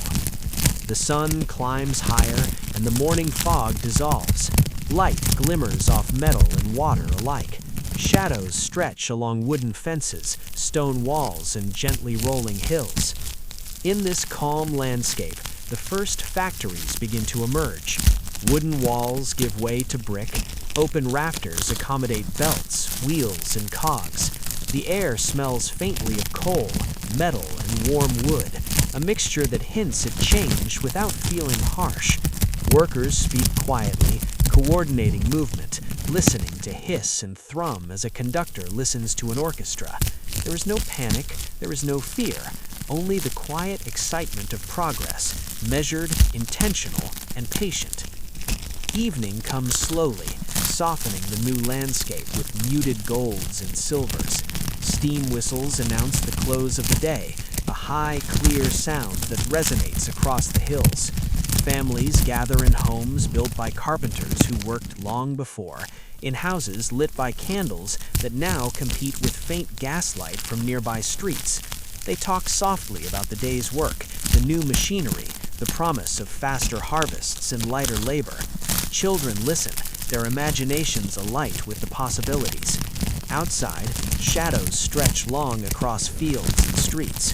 The machines rest, pipes cool, wheels slow to stillness, and the hiss of the steam dies away into a gentle sigh. There is a sense of continuity here, the old and the new existing side by side. River-powered mills hum beside steam-driven engines. Fields of wheat ripple in rhythm with turning wheels. Families eat supper by candlelight, while the distant hiss of progress carries across hills. Time does not rush. It expands, folds, and flows gently, like water in the river or steam in a pipe. Night deepens. The factory doors close. Workers return home. Lamps flicker in windows.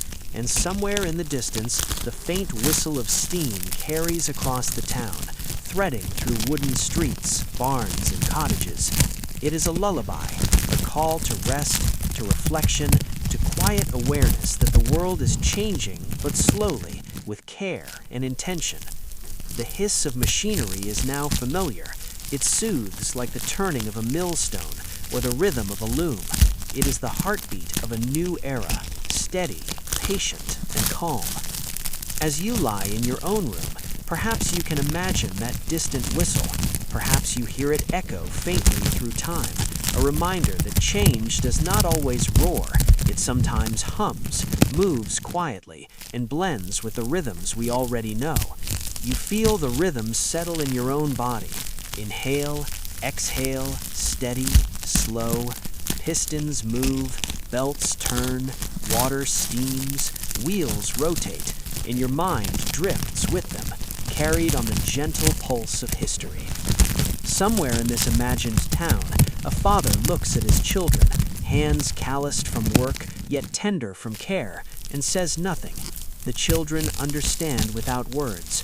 The world is moving forward, thoughtfully, patiently. The new machines do not replace human skill. They extend it. They whisper possibilities rather than demands. And in their gentle hiss, there is comfort, continuity, and calm. The steam engines, turning wheels, and distant whistles mark the passage of days, weeks, seasons. Rivers still run, birds still sing, wind still brushes by open windows. Life continues, measured by natural rhythm and human patience. Work remains honest, progress remains steady, and in this balance, the world breathes deeply, deliberately, like a calm sea. By the time stars scatter across the night sky, the town rests. Steam engines have quieted for the evening. Families sit in homes built by careful hands. Candles glow softly in windows. Sleep begins its work quietly. gently in every room, carrying dreams through hours that stretch long, peaceful, and unhurried. And somewhere, far in the distance, the faint whistle of the first machinery lingers like a memory, reminding all who hear it that the future is arriving, but it does not need to rush. It comes with patience, with care, with quiet wonder. Sleep now may settle into your chest like the soft hiss of distant steam. Breathe slowly. Listen to history hum. Imagine the first engines turning beside mills, fields, and homes.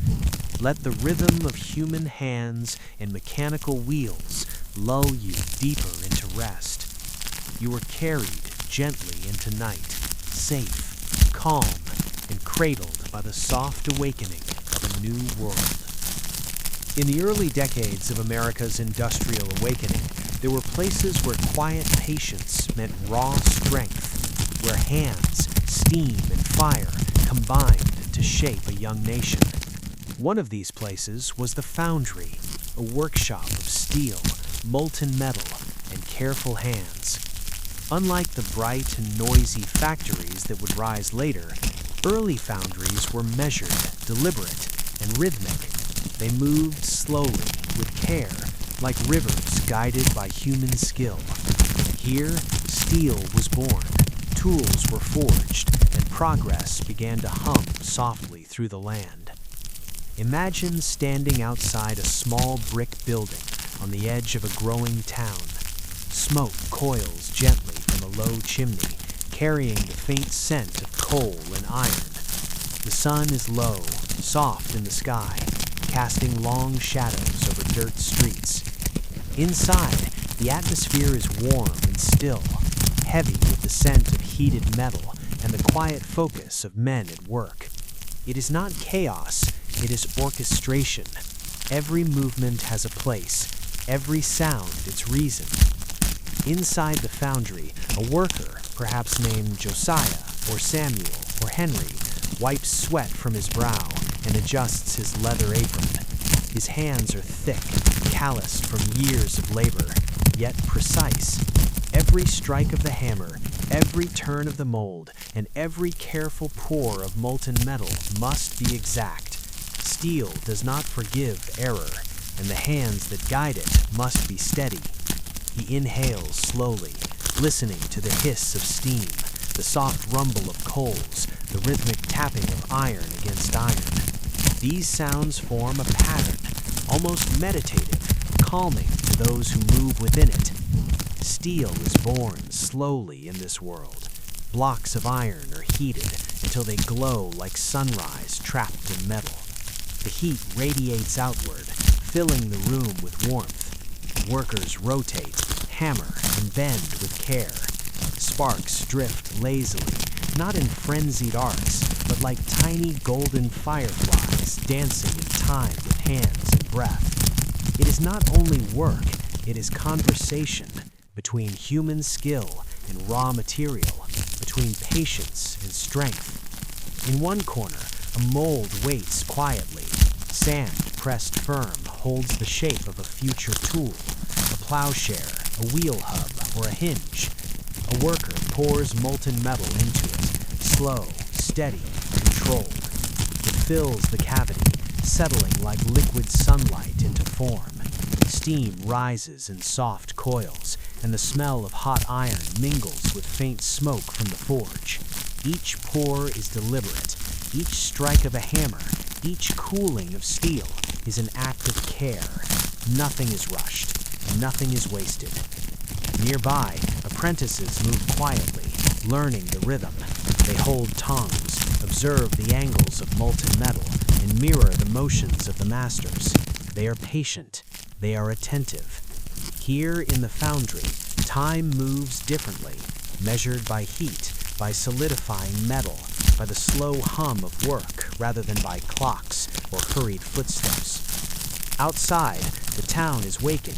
Horses clip-clop down dusty streets. Carts creak under loads of firewood or produce. Families prepare breakfasts of cornmeal porridge, baked bread, and fresh milk. The faint glow of the rising sun reflects on puddles, windows, and the soft steel of tools stacked outside workshops. Children pause on the edges of town to watch the first sparks from the forge.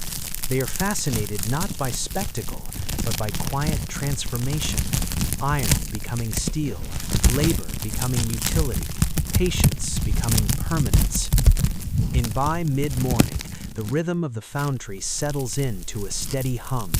Hammers strike, metal cools, wheels turn, steam sighs. Every sound blends into a background chorus of purpose. Workers move in harmony with each other, each aware of the other's motions. The focus is complete. No unnecessary motion, no wasted energy, just a deep, rhythmic process that carries on like the pulse of the earth itself. The steel produced in these foundries is essential. It will form the frames of buildings, the wheels of wagons, the blades of plows that feed the nation.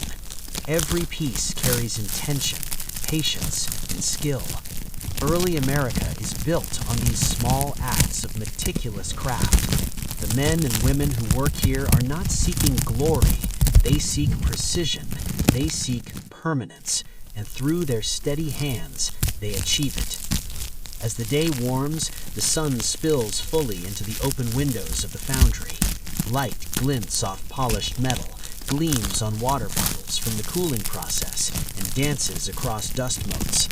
Outside, birds call faintly from nearby trees, and the wind brings the scent of the river. The world feels vast yet intimate, alive with both human endeavor and natural rhythm. This harmony makes even labor feel meditative, almost lullaby-like in its constancy. By afternoon, apprentices have learned the subtle difference between a pour done correctly and one that may fracture. They begin to anticipate the metal's behavior, to feel its readiness, to listen to the whispers of temperature and texture. Steel teaches patience, steam teaches rhythm, hands teach precision. And slowly, almost imperceptibly, young workers begin to internalize the cadence of creation, a cadence older than industry, older than towns, rooted in the quiet observation of nature. The foundry hums gently as shadows stretch, hammers tap, tongues clink, coals glow, and molten metal cools in its molds. Sweat shines on brows, but does not alarm, for there is no rush.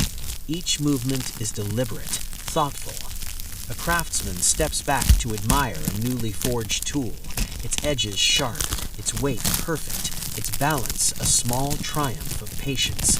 He nods quietly, satisfied, and the apprentice beside him mirrors that quiet pride. The room holds a calm dignity, a rhythm that soothes both body and mind. Outside, twilight spreads across the town. Smoke drifts lazily from chimneys. The river glimmers in fading light. Families settle into homes built with the steel and wood that craftsmen like these made possible.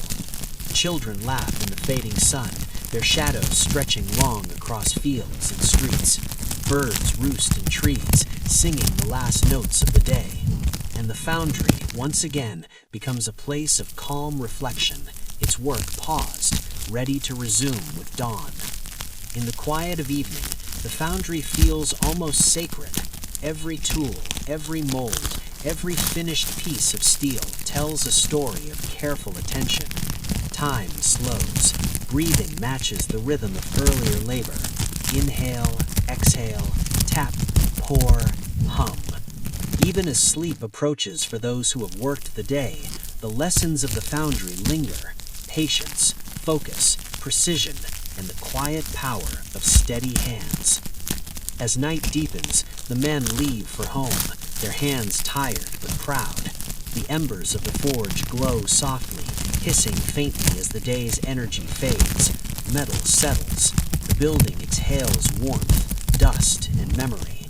Outside, the world is silent except for distant streams, the rustle of trees, and the occasional call of night birds. The foundry rests, prepared for another day. And somewhere in that quiet, if you listen with your imagination, you can hear the pulse of early American industry, not loud or jarring, but steady, rhythmic, and calm. Each movement, each strike, each hiss of steam, each cooling of steel is a note in a symphony of patience and care. The young nation is learning, slowly and deliberately, how to turn imagination into reality, labor into permanence, and raw material into something enduring. Lie back. Let your breath follow the rhythm of the hammer, the tongs, the steam. In, soft glow. Out, steady calm. Feel the warmth of molten metal, the soft hiss of steam, the gentle tap of steel forming under steady hands. The early American foundry is not only a place of work, it is a place of quiet reflection, of measured progress, of calm human perseverance.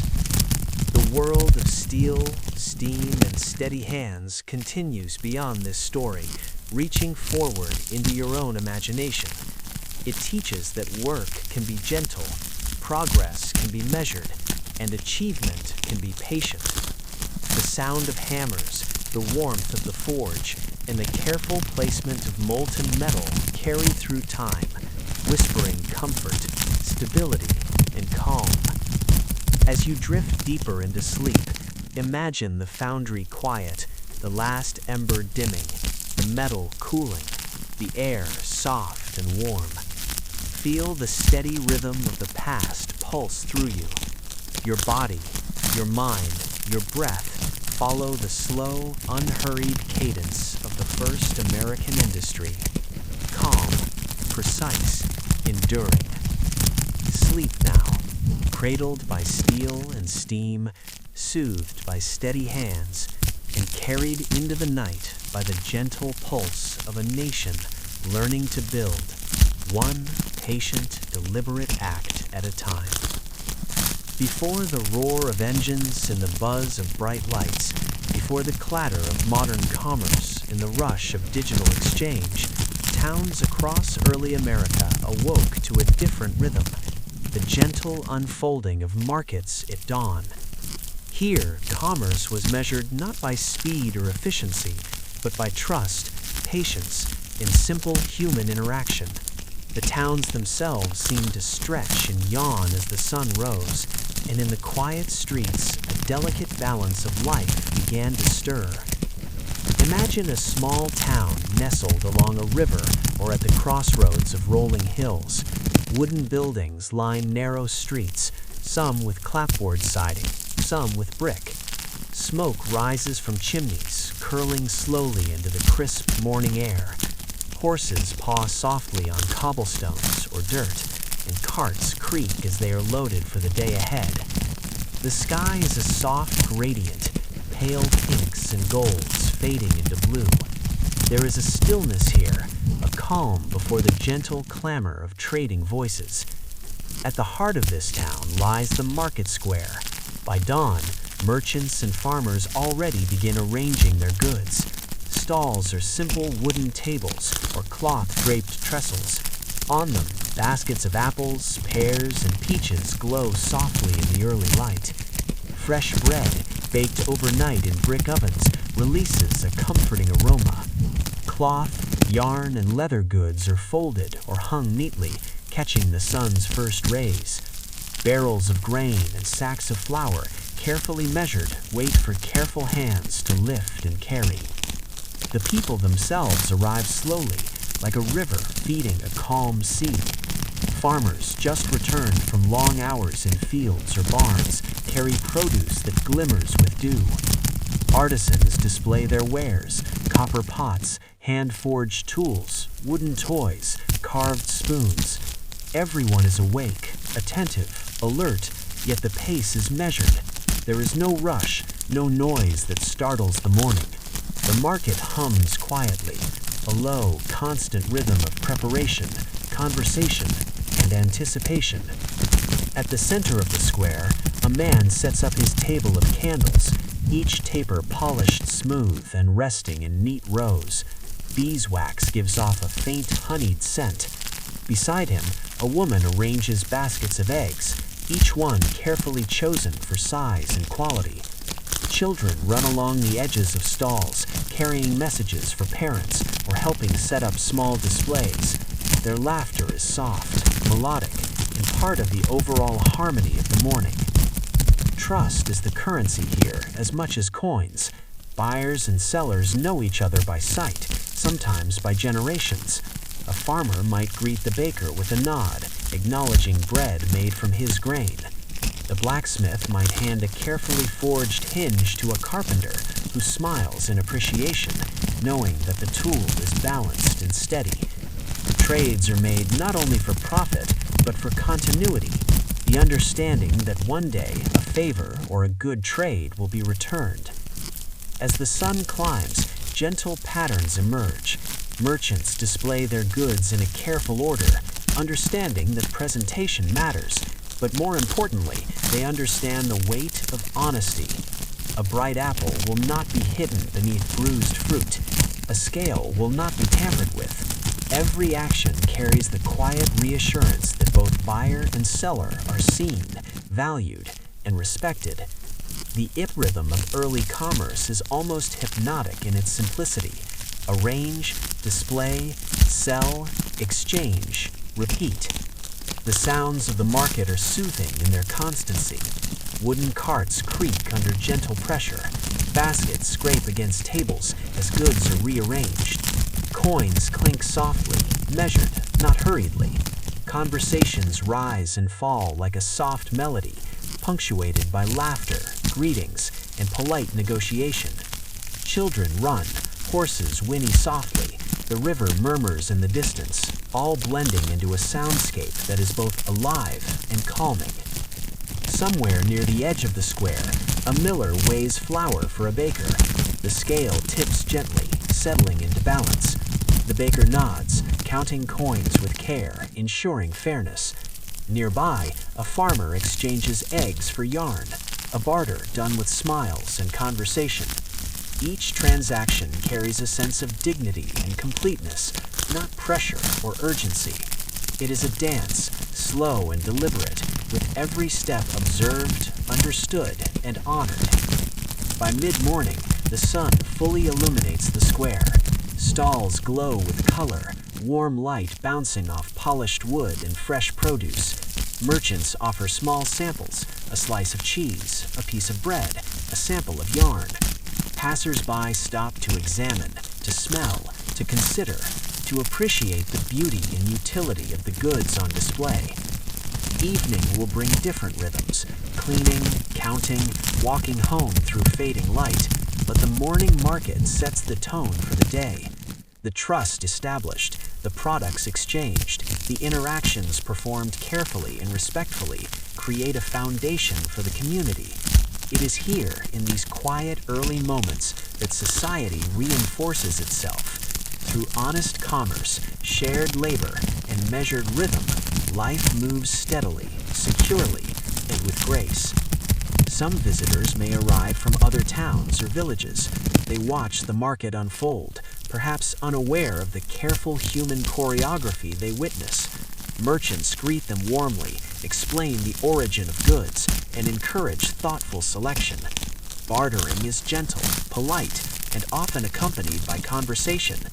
Even strangers are woven into the fabric of trust, learning the soft rules of early American commerce: patience, honesty, and care. A soft breeze drifts through the square, carrying scents of fresh bread, fruit, and hay. Sunlight dances along the edges of wooden stalls and cobblestones. Birds flit from post to post, joining the rhythm of movement with gentle wing beats. The air is cool but comforting, carrying a promise that the day will unfold slowly, steadily, predictably. For those who observe closely, the market becomes a meditation in motion. Everything has its place. Everything is balanced. Everything follows a calm, natural order. In one corner of the square, a blacksmith sells nails, hinges, and simple tools. The steady clink of metal is soft, rhythmic. Beside him, a weaver displays cloth, stripes, checks, muted tones, all folded neatly.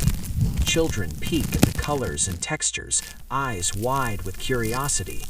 Parents smile gently, allowing them a moment of wonder, of quiet learning.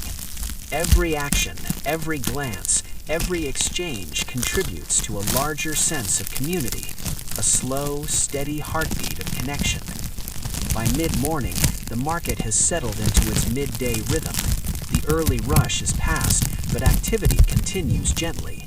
Buyers move thoughtfully, selecting goods, asking polite questions, negotiating lightly.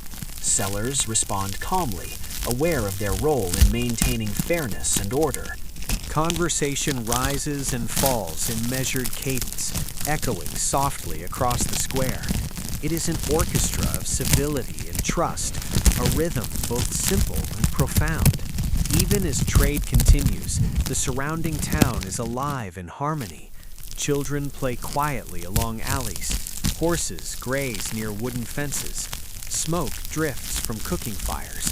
Neighbors pause to greet each other, exchanging small pieces of news, small gestures of friendship. Commerce is not separate from life. It is woven seamlessly into every movement, every glance, every interaction. Afternoon brings the slow winding down of activity. Merchants begin to pack unsold goods, counting coins, preparing for the next day. Farmers fold and bundle remaining produce. Children help gather baskets, trailing laughter behind them. Horses are led back to stables. The rhythm of the market has slowed, gentle now, like a river settling after a mild rain. As evening approaches, the town square empties, leaving only the lingering warmth of interaction and exchange. Wooden stalls rest quietly. Cobblestones reflect the fading sun. Smoke from chimneys drifts lazily into the sky. In homes nearby, families settle for evening meals, recounting the day's experiences with soft voices and calm laughter. The trust, patience, and care displayed in the morning continue to echo through these quiet moments, reinforcing the bonds of community. The dawn market, though concluded for the day, leaves a lingering sense of rhythm, calm, and reliability. For those who were part of it, merchants, farmers, children, visitors, the day feels complete, balanced, and gentle.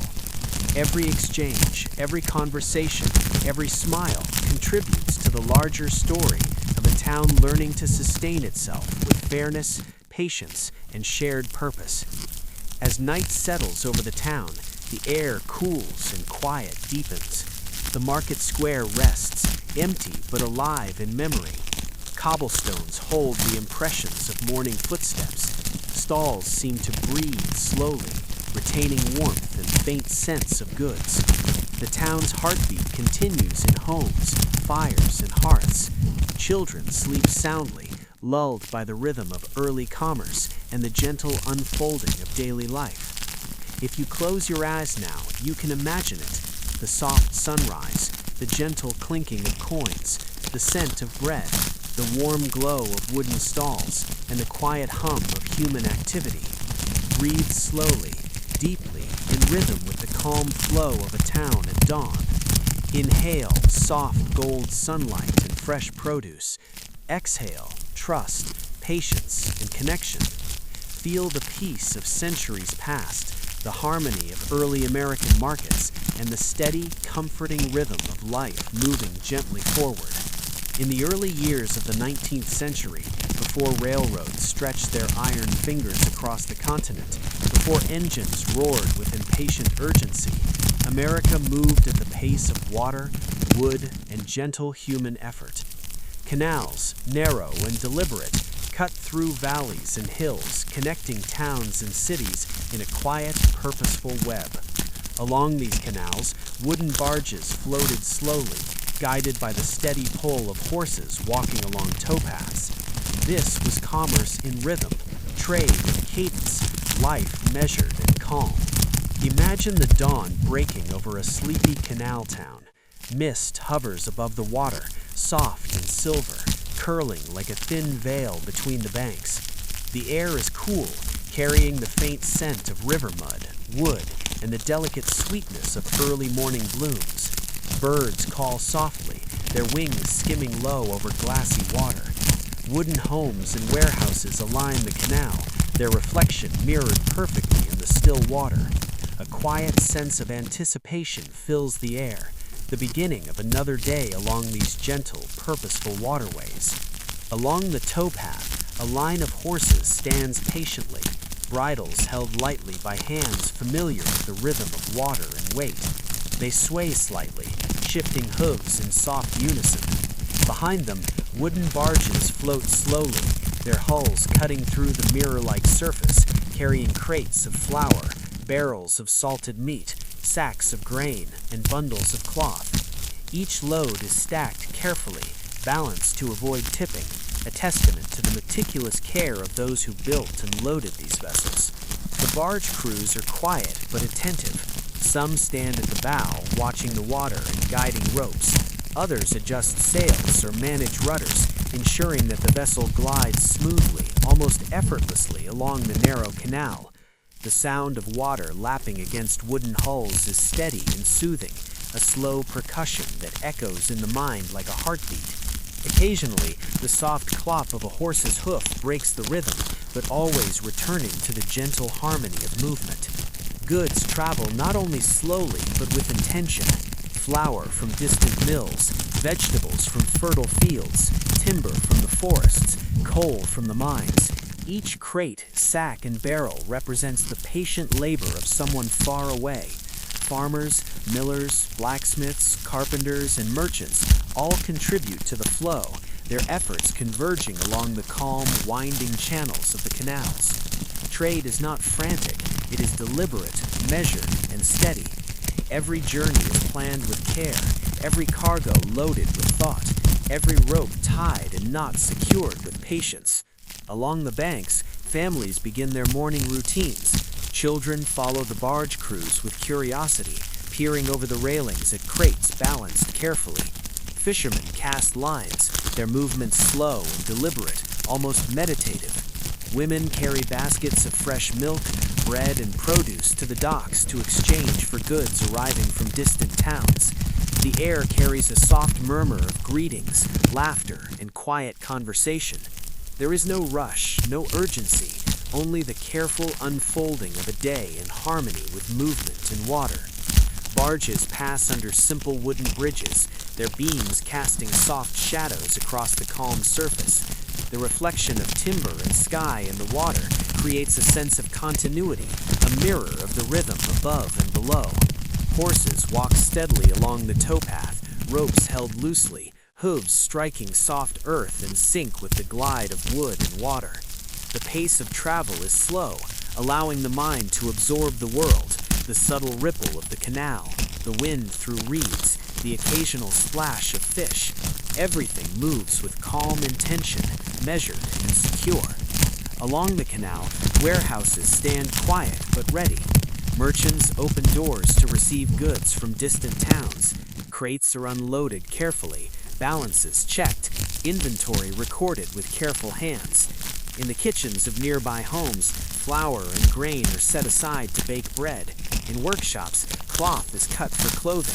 Iron tools are prepared for future labor. Every action along the canal feeds another, a slow, interwoven rhythm of life. The water carries not just goods, but the continuity of communities, binding them together with steady patience. As morning progresses, barges meet at locks, carefully maneuvering through rising or lowering water levels. The process is slow, almost ceremonial, requiring skill, patience, and collaboration. Crew members adjust ropes, open gates, guide vessels with care. Horses stand waiting, their breathing calm, their eyes gentle. The water rises, the barge adjusts, and slowly, deliberately, it moves on, a quiet procession of labor and harmony. Along the towpaths, townspeople begin small exchanges. A farmer from one village meets a baker from another, passing flour in exchange for cloth or goods. Children deliver messages, eggs or small bundles. The rhythm of trade flows gently, intertwining the lives of people spread across miles of countryside. There is no hurry, no urgency, only deliberate, thoughtful progress. the kind that nurtures both community and calm. By afternoon, the sun climbs higher, casting sparkling highlights across the water. Wooden barges glide slowly, shadows stretching long behind them. Horses walk with unhurried steps, their coats shining in the sunlight. The soundscape is gentle, water lapping, hooves striking earth, occasional laughter and soft voices carried along the canal. Even the wind seems tempered, moving just enough to ripple the surface of the water and ruffle the edges of sails and flags. The canals themselves are marvels of early American ingenuity, slow-moving arteries of commerce that connect towns, farms, and cities. Engineers, laborers, and carpenters worked patiently for years to cut channels through hills, dig locks, and build bridges. Every stone, plank, and lock was placed with care, with foresight, with understanding that the journey of goods and people must be safe, measured, and harmonious. The canals are a testament not to speed, but to foresight, patience, and steady craftsmanship. As evening approaches, the sun softens into warm amber. Barges reach their destinations. Horses are led to stables, brushed and fed. Cargo is unloaded carefully, ready for evening meals, workshops, or storage. Merchants close doors, tally accounts, and exchange quiet words of thanks. The canals, once a stage for constant movement, settle into a reflective calm, mirroring the fading sky. Families gather near the water, watching the gentle reflection of barges and trees. Children, tired from a day of observation and play, follow parents home. The scent of fresh bread, wood smoke, and river water blends softly with the evening air. Conversations are gentle, laughter low, steps measured. The rhythm of life mirrors the rhythm of the canal itself, slow, steady, and comforting. At night, the water holds the memory of the day's movement. Wooden hulls rest quietly, their reflections shimmering in the moonlight. Ropes hang slack along towpaths. Horses sleep in the stables, their breathing calm. The sound of the river continues softly, a lullaby for towns and families alike. Even distant villages feel the gentle pulse of commerce and connection carried along the canals by water, wood, and patient hands. Imagine yourself standing at the edge of a canal at night. The world is quiet, yet alive. The faint smell of water and wood lingers. The moon glints off the gentle ripples. Somewhere in the distance, a barge rests, its cargo secure, its crew homeward bound. Horses breathe softly, their shadows long and calm. Everything moves with deliberate slowness. Everything is in harmony. The canals, the barges, the horses, and the hands that guide them form a meditation in motion. They remind us that progress need not rush, that life can move steadily with care and attention, that trust and patience are as important as speed. The rhythm of early American waterways, measured, predictable, and gentle, carries a comfort that is timeless. If you close your eyes now, imagine the gentle sway of a barge on calm water. Hear the soft lap of water, the distant call of birds settling for the night, the faint clop of a horse resting nearby. Feel the slow rhythm of life, steady, patient, deliberate. Breathe in the calm, breathe out tension. Let the movement of water, wood, and horse-drawn progress carry you into sleep. The canals may be quiet now, but they hold the memory of countless journeys. Each barge, each cargo, each pull along the towpath is a testament to human care, ingenuity, and patience. As you drift, feel that calm pulse align with your own heartbeat. Let it guide you gently, like a barge gliding down a quiet waterway toward distant shores, steady and unhurried into the soft embrace of night. Sleep now, cradled by the gentle motion of the canals, the measured rhythm of horses' steps, and the patient work of early America. Peaceful, secure, and calm. In the middle of the 19th century, a quiet revolution began to move across the continent. A revolution not of sudden noise or immediate upheaval, but of patient ambition, careful engineering, and the gentle hum of progress. Railroads, stretching across hills, valleys, and plains, began to connect towns and cities in ways that had once seemed impossible. These iron threads wove through forests, over rivers, and across rolling farmlands, carrying people, goods, and ideas. They transformed the pace of life, yet in their earliest years, they moved with a deliberate steadiness that mirrored the patience of those who built them. Imagine a dawn in a small Midwestern town, mist curling softly along the riverbank. Wooden homes and barns, familiar and comforting, glint in the pale sunlight. Smoke drifts lazily from chimneys, mingling with the morning fog. Somewhere in the distance, a low metallic hiss begins, the slow, measured approach of a steam locomotive, its wheels turning carefully on tracks freshly laid. It is not yet a roar, not yet a rush, but a calm herald of a new era. Alongside the tracks, workers move deliberately. Men in leather aprons and sturdy boots adjust rails, hammer spikes, and inspect connections. Each tie is laid with care, each iron rail aligned with patient precision. Steam from nearby engines coils lazily, warming the air and carrying the soft scent of coal and hot metal. There is a rhythm here, one that soothes rather than startles. The tapping of hammers, the hiss of steam, the occasional creak of wood settling under weight. Families gather quietly to watch the early trains pass. Children peer through fences, eyes wide with curiosity. Parents explain the iron threads, the steam engines, the cargo, not in hurried tones, but in calm instruction. See, the wheels carry grain, cloth, and tools. They carry messages, letters, and travelers. They connect us to friends and family far away. The explanation itself has a rhythm, slow and thoughtful, matching the measured pace of the iron road. Locomotives in this period are marvels of engineering, their power gentle yet profound. Copper pipes gleam, pistons pump in steady rhythm, and wheels rotate in harmony with carefully balanced boilers. Steam hisses softly, almost like the sigh of a river. Sparks drift lazily from chimneys, carried off by the morning wind. Unlike the later thunder of industrial machines, these early engines are thoughtful, deliberate, and precise. They do not race, they glide steadily, moving the world forward one measured mile at a time. Along the tracks, wooden bridges span streams and rivers. Stone culverts allow water to pass gently beneath. Hills are cut carefully, valleys bridged, wetlands traversed with care. Engineers and laborers alike understand that the pace of work must match the patience of the land itself. There is no hurry, no rush to conquer nature, only a quiet partnership with it. Every spike hammered, every tie secured, every plank laid is an act of mindfulness.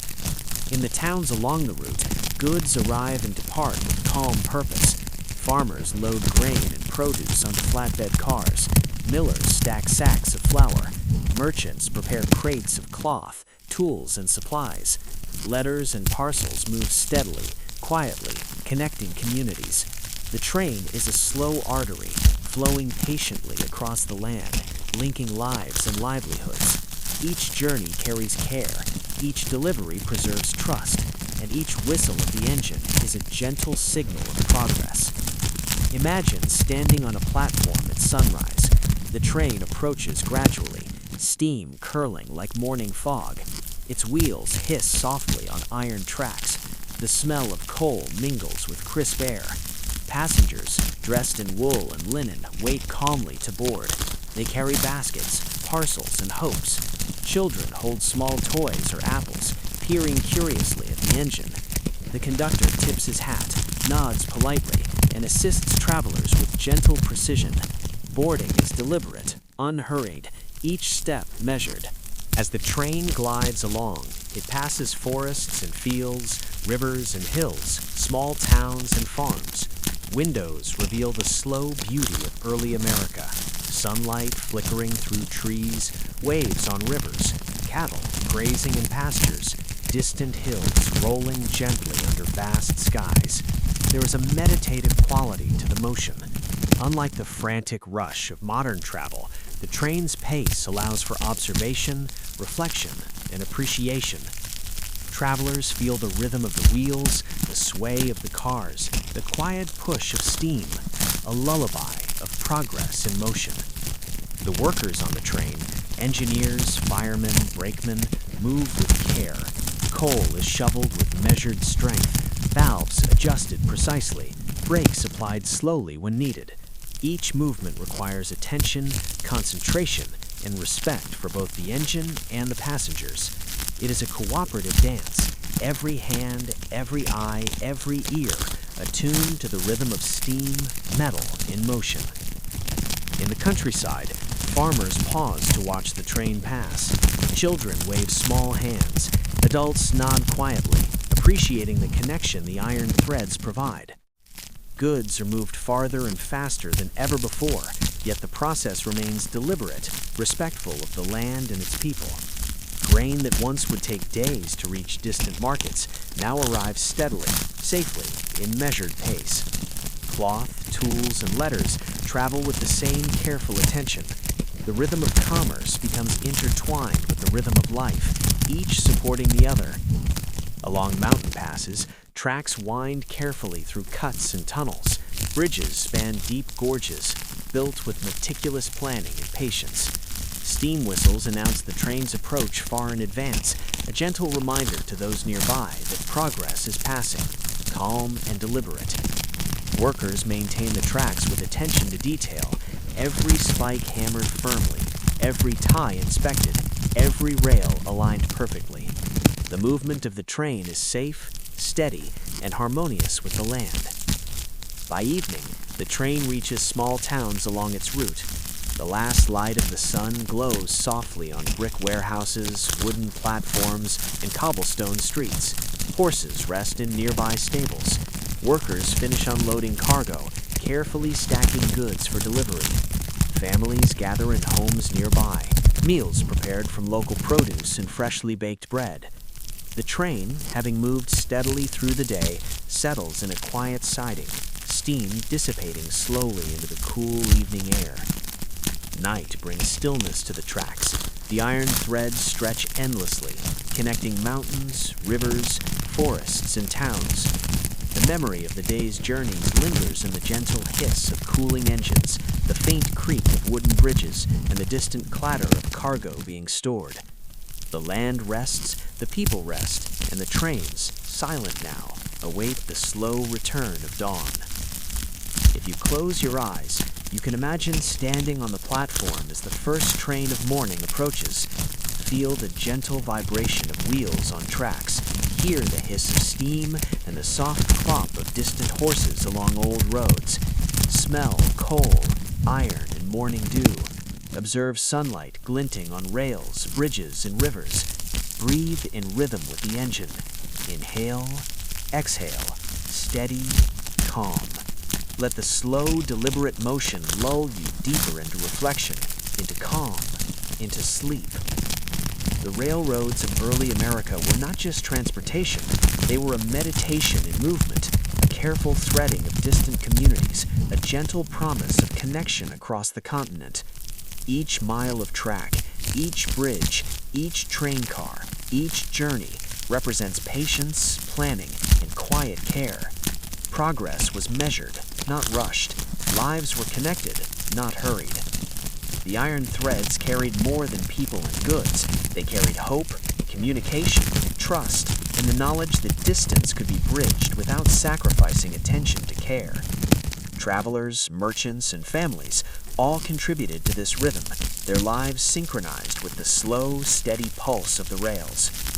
As you drift into sleep, imagine the train moving across the continent, wheels turning softly on iron tracks, steam rising lazily in morning fog, landscapes passing in calm procession. Feel the measured heartbeat of early America, the gentle sway of cars, the quiet hiss of valves, the rhythmic tapping of rails.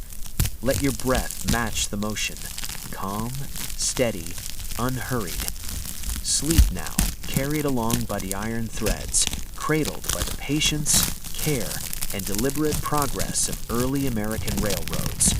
The world moves gently forward, steady, measured, and serene, and you move with it, softly, peacefully, into the quiet embrace of night. Long before the clamor of factories, the roar of engines, or the glare of neon lights, America grew quietly through the subtle work of minds and hands inventing small things. These inventions were not meant to astonish or dominate. They were designed to make life easier, gentler, and more reliable. A hinge that swung smoothly, a spinning wheel that turned without jolt, a simple lamp that burned brighter and longer. Each humble innovation quietly shaped the rhythm of daily life, connecting the present to the future in small but meaningful ways. Imagine a small colonial workshop at dawn. Sunlight filters softly through wooden shutters, dust motes drifting lazily in its glow. A carpenter bends over a bench, smoothing the edges of a wooden pulley. A blacksmith adjusts a simple mechanism, testing its motion with careful hands. The air is calm, filled with the faint scent of wood, metal, and beeswax from nearby candles. Every movement is measured, deliberate, purposeful. Time in these workshops does not rush. It unfolds slowly, like the rising sun or the gentle expansion of a river. In the kitchen of a nearby home, a new design for a butter churn allows cream to transform into butter with less effort. A mother bides her child in its use, her hands steady, her instructions patient. The sound of the wooden dasher turning rhythmically is soft and soothing. It is an invention small in scale, but powerful in effect, saving hours of labor and bringing a sense of accomplishment to daily tasks. In these quiet corners, life grows easier, more connected, more serene. In another part of town, a weaver experiments with a new type of loom. Its mechanisms are simple, yet clever, allowing threads to move more evenly, reducing strain and fatigue. The loom hums softly as it operates, a gentle, hypnotic sound that draws the mind into calm reflection.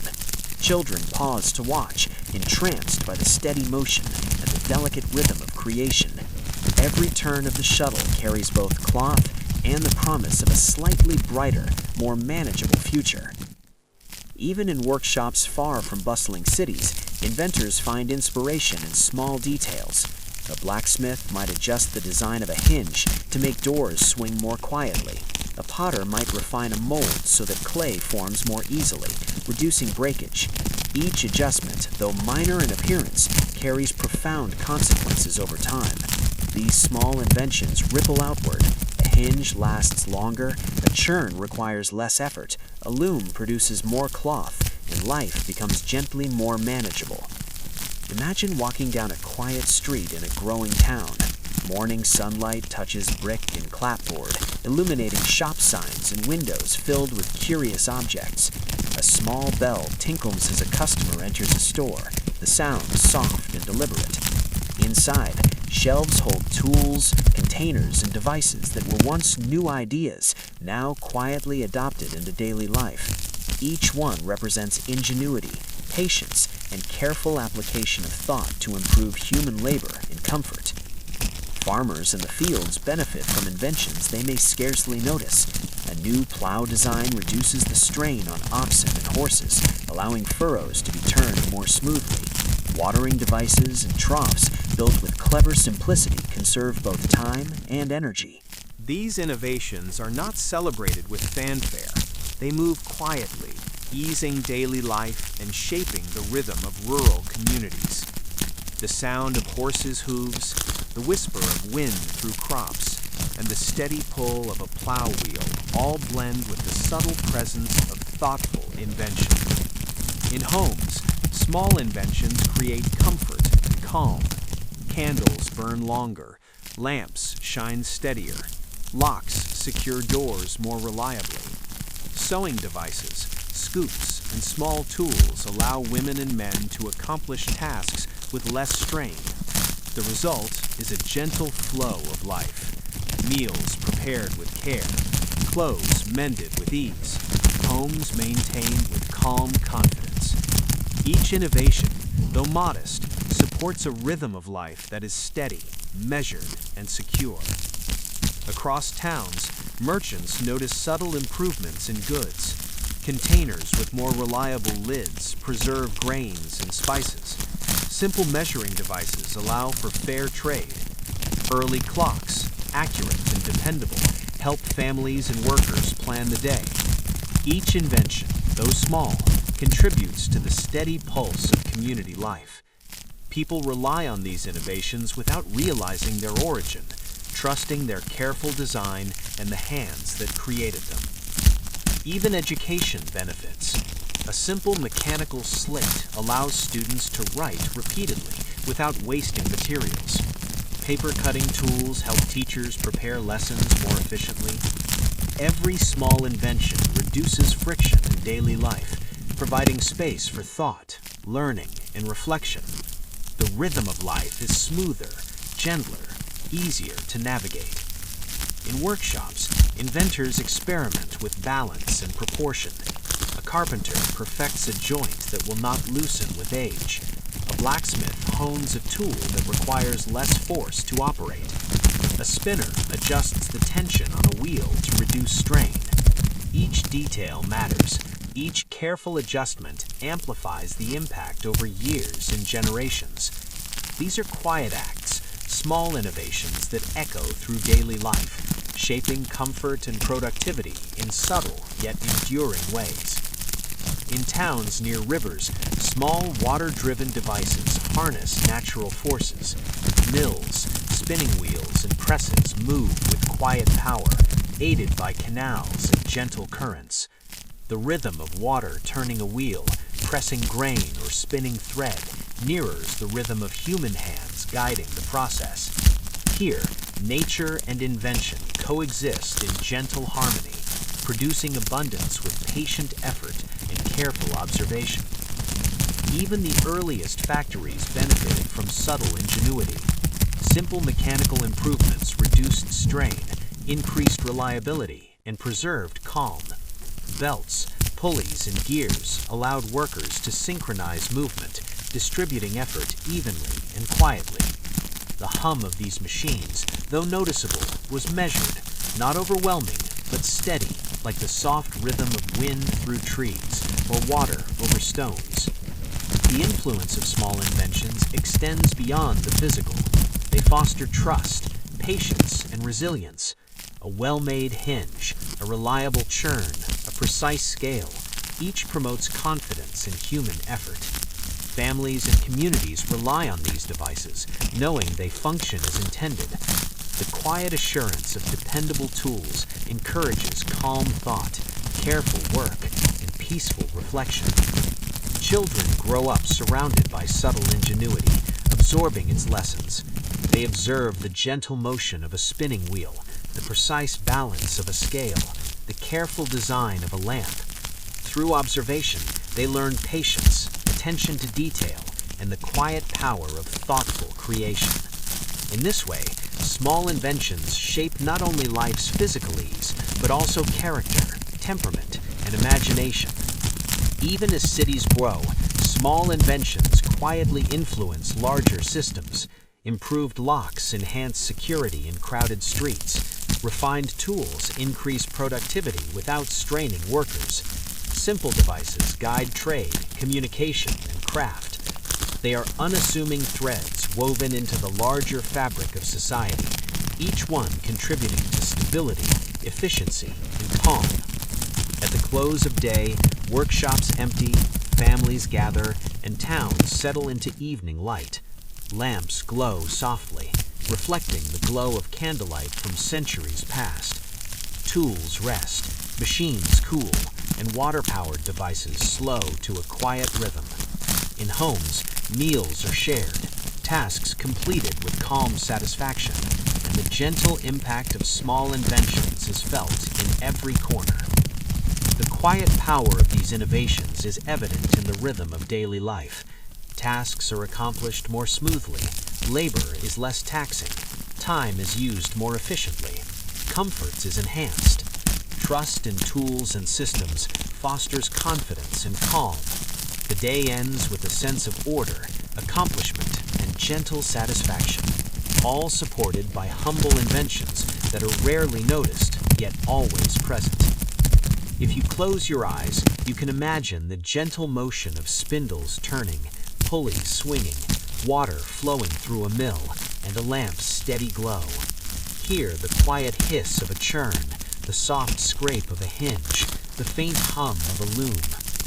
Feel the slow rhythm of hands and machines, of nature and invention working together in harmony. Breathe with the calm pulse of quiet ingenuity, steady, gentle, unhurried. Small inventions remind us that progress need not be loud, it need not be immediate.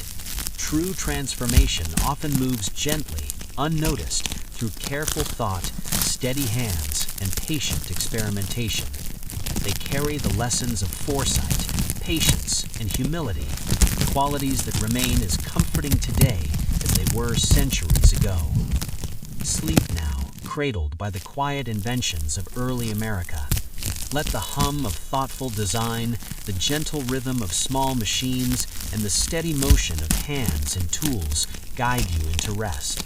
Imagine the soft glow of lamps, the smooth turn of spindles, the careful swing of hammers. Let the calm rhythm carry you into deep restorative sleep, serene and secure, wrapped in the quiet marvels that shaped a nation, one small, deliberate step at a time. Long before towering skyscrapers, humming factories, and glowing city streets, America grew quietly through the steady hands, measured steps, and thoughtful labor of ordinary people. Farmers, carpenters, blacksmiths, weavers, and merchants, men and women whose names are rarely remembered, shaped the nation not with sudden genius or dramatic upheaval, but with consistent, patient effort, one day at a time, through ordinary hands performing extraordinary work. Imagine the dawn of a small town, the first light stretching softly across wooden homes, brick workshops, and winding dirt streets. Smoke curls lazily from chimneys, mingling with morning mist. Cattle low in nearby fields, rivers ripple quietly, and birds call gently from treetops. There is a sense of anticipation, but it is calm, measured, like a heartbeat that guides life itself. Each sound, each movement carries the weight of continuity, the quiet assurance of a day built on careful labor. In the fields, farmers bend to the rhythm of the land. Hoes turn soil with deliberate care, hands steady and patient. Plows guided by horses cut neat furrows. Seeds are sown with gentle precision, each one a tiny promise of growth and sustenance. The work is not glamorous, not immediate, but essential. Each action is part of a larger vision, the creation of abundance over time, the slow cultivation of security and community. Blacksmiths in nearby workshops shape iron into tools that will last decades. Sparks drift lazily from the hammer, falling softly like golden snow. Molten metal cools and molds, carefully controlled, transforming raw strength into usable, enduring forms. The blacksmith's hands are steady, each strike deliberate. Time stretches around him, measured not in hours but in strikes, in the patient shaping of matter into serviceable tools. Every object carries within it both utility and care, linking labor to future prosperity. In town, carpenters and masons shape the very structures of daily life. Wooden beams rise into homes, barns, and bridges. Stone foundations are laid carefully, aligned with patient attention to balance and durability. The creak of hammers, the rhythmic tap of chisels, the gentle scrape of planes, all form a quiet symphony of construction. Here, patience is more than a virtue. It is the medium through which permanence is achieved. Buildings do not rise overnight. They grow steadily, fortified by methodical effort, and thoughtful design. Weavers and spinners turn thread into fabric with a soft, hypnotic rhythm. The shuttle glides through warp and weft, moving steadily, predictably. Patterns emerge slowly, but with precision. Hands move with quiet skill, eyes attentive to every detail. In each length of cloth lies the reflection of extraordinary patience. Ordinary hands translating careful thought into enduring product. Families rely on this fabric not only for warmth, but as a symbol of human care and persistence. In town, market squares come alive as ordinary workers exchange their products, offering the fruits of patient labor. Produce, textiles, tools, and other goods move from hand to hand, each trade founded on trust, fairness, and steady effort. Buyers and sellers know each other. They recognize the hours, days, and weeks of care that went into each item. There is no rush, no frantic urgency, only deliberate, thoughtful transactions that reinforce both community and prosperity. Even in the smallest acts, the extraordinary patience of ordinary people manifests. A woman tending a candle in her home ensures its wick is trimmed just so, allowing it to burn evenly. A baker kneads dough slowly, watching for the perfect rise. A child learning a craft observes a parent's method, copying carefully, practicing repeatedly. These small, unremarkable actions, when repeated over time, lay the foundation for society, for economy, for culture. They are the invisible threads that weave stability, comfort, and long-term growth. Along the canals, rivers, and roads, laborers move goods steadily and deliberately. Wooden barges float slowly. Horses pull with consistent effort, and merchants track their cargo with patience. Railroads begin to stretch across the land, iron threads connecting distant communities. Each link, each mile, each effort is a testament to the long view, the understanding that prosperity is built not in a day, but across years of persistent, careful labor. Consider the apprentices and younger workers who learn from their elders.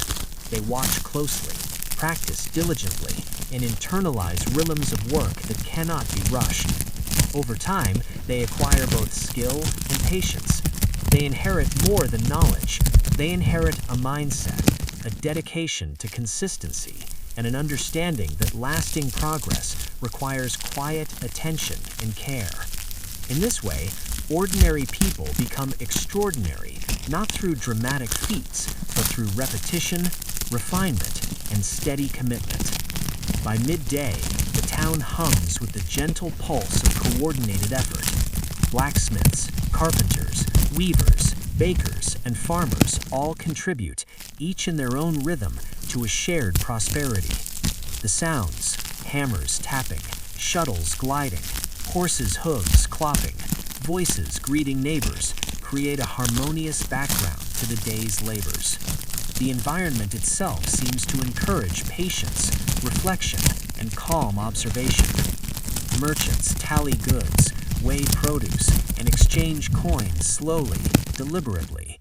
Buyers consider each purchase carefully, respecting the time and effort invested in the products they seek. Trust is implicit, established through years of consistent honesty and effort. This system, built on ordinary labor and extraordinary patience, is resilient. It withstands fluctuations in seasons, minor setbacks, and the occasional misfortune because it is grounded in steady, dependable human effort. In homes, families work together, sustaining the community. Evening chores are completed with a rhythm that soothes rather than fatigues. Meals are prepared from the careful work of farmers, bakers, and artisans. Children are guided in their studies and chores with calm attention. Each night reinforces the continuity of effort, connecting today's work with tomorrow's growth. In this way, prosperity is not sudden or dramatic, it is cumulative, built one careful day upon another. As seasons change, ordinary workers continue their slow, deliberate contributions. Fields are planted and harvested, homes maintained, tools repaired, goods transported. Each act of labor, repeated over time, compounds into something extraordinary. A town sustained, a community thriving, a region becoming resilient. The pattern is consistent. Patience yields reliability, care yields trust, and effort yields prosperity. Even in moments of challenge, ordinary workers display quiet heroism. When storms flood fields or rivers, when equipment fails, when illness strikes, people respond with steady action. They repair, rebuild, and continue. There is no panic, no rush, only measured, thoughtful response. Each setback is met with patience, each difficulty absorbed, each day's work completed with calm resolve. It is this resilience, quiet, patient, steadfast, that ensures prosperity endures. Imagine standing at the edge of town as the sun sets.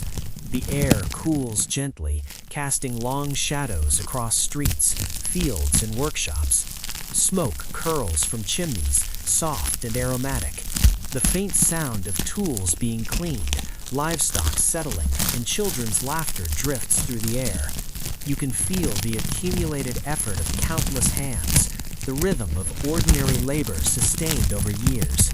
The town rests, confident in the foundations laid by patience and care. Night brings reflection. Ordinary workers, tired but satisfied, lay down to sleep, their bodies and minds at ease. They know that their careful effort contributes to something greater than themselves. Each hammer strike, each stitch, each furrow, each carefully measured trade, each grain sown, each loaf baked, each item crafted, all combine to create a future that is prosperous, stable, and enduring. If you close your eyes, you can imagine the rhythm of this life. The measured hammer, the gliding shuttle, the wheel turning, the plow cutting through soil. Hear the soft shuffle of footsteps, the clop of horses, the gentle hiss of a blacksmith's forge cooling. Breathe in the calm, steady rhythm of patient labor. Slow, deliberate, purposeful. Exhale, releasing tension, aligning your heartbeat with the rhythm of early America's ordinary workers. The extraordinary patience of ordinary people is the quiet engine of prosperity. It is in their measured steps, their careful observation, their repetition, and their enduring attention to detail that the foundations of a nation are built. Their work, though often uncelebrated, carries the weight of generations, the stability of communities, and the promise of the future. As you drift into sleep, imagine the town glowing softly in moonlight. Workshops rest, fields cool, rivers mirror the stars, and the accumulated effort of ordinary hands settles into calm memory. The prosperity that emerges from patience is both gentle and powerful, subtle, slow, yet unstoppable in its effect. Let the quiet rhythm of daily labor, deliberate action, and enduring care lull you into rest. Sleep now, cradled by the hands of countless ordinary workers, supported by the extraordinary patience that shaped towns, communities, and nations. Imagine their quiet rhythm flowing through your mind, carrying you softly, steadily, into deep and restorative sleep. The future, like the past, is shaped patiently, gently, and with enduring care. A reminder that even the smallest, calmest actions can forge lasting prosperity.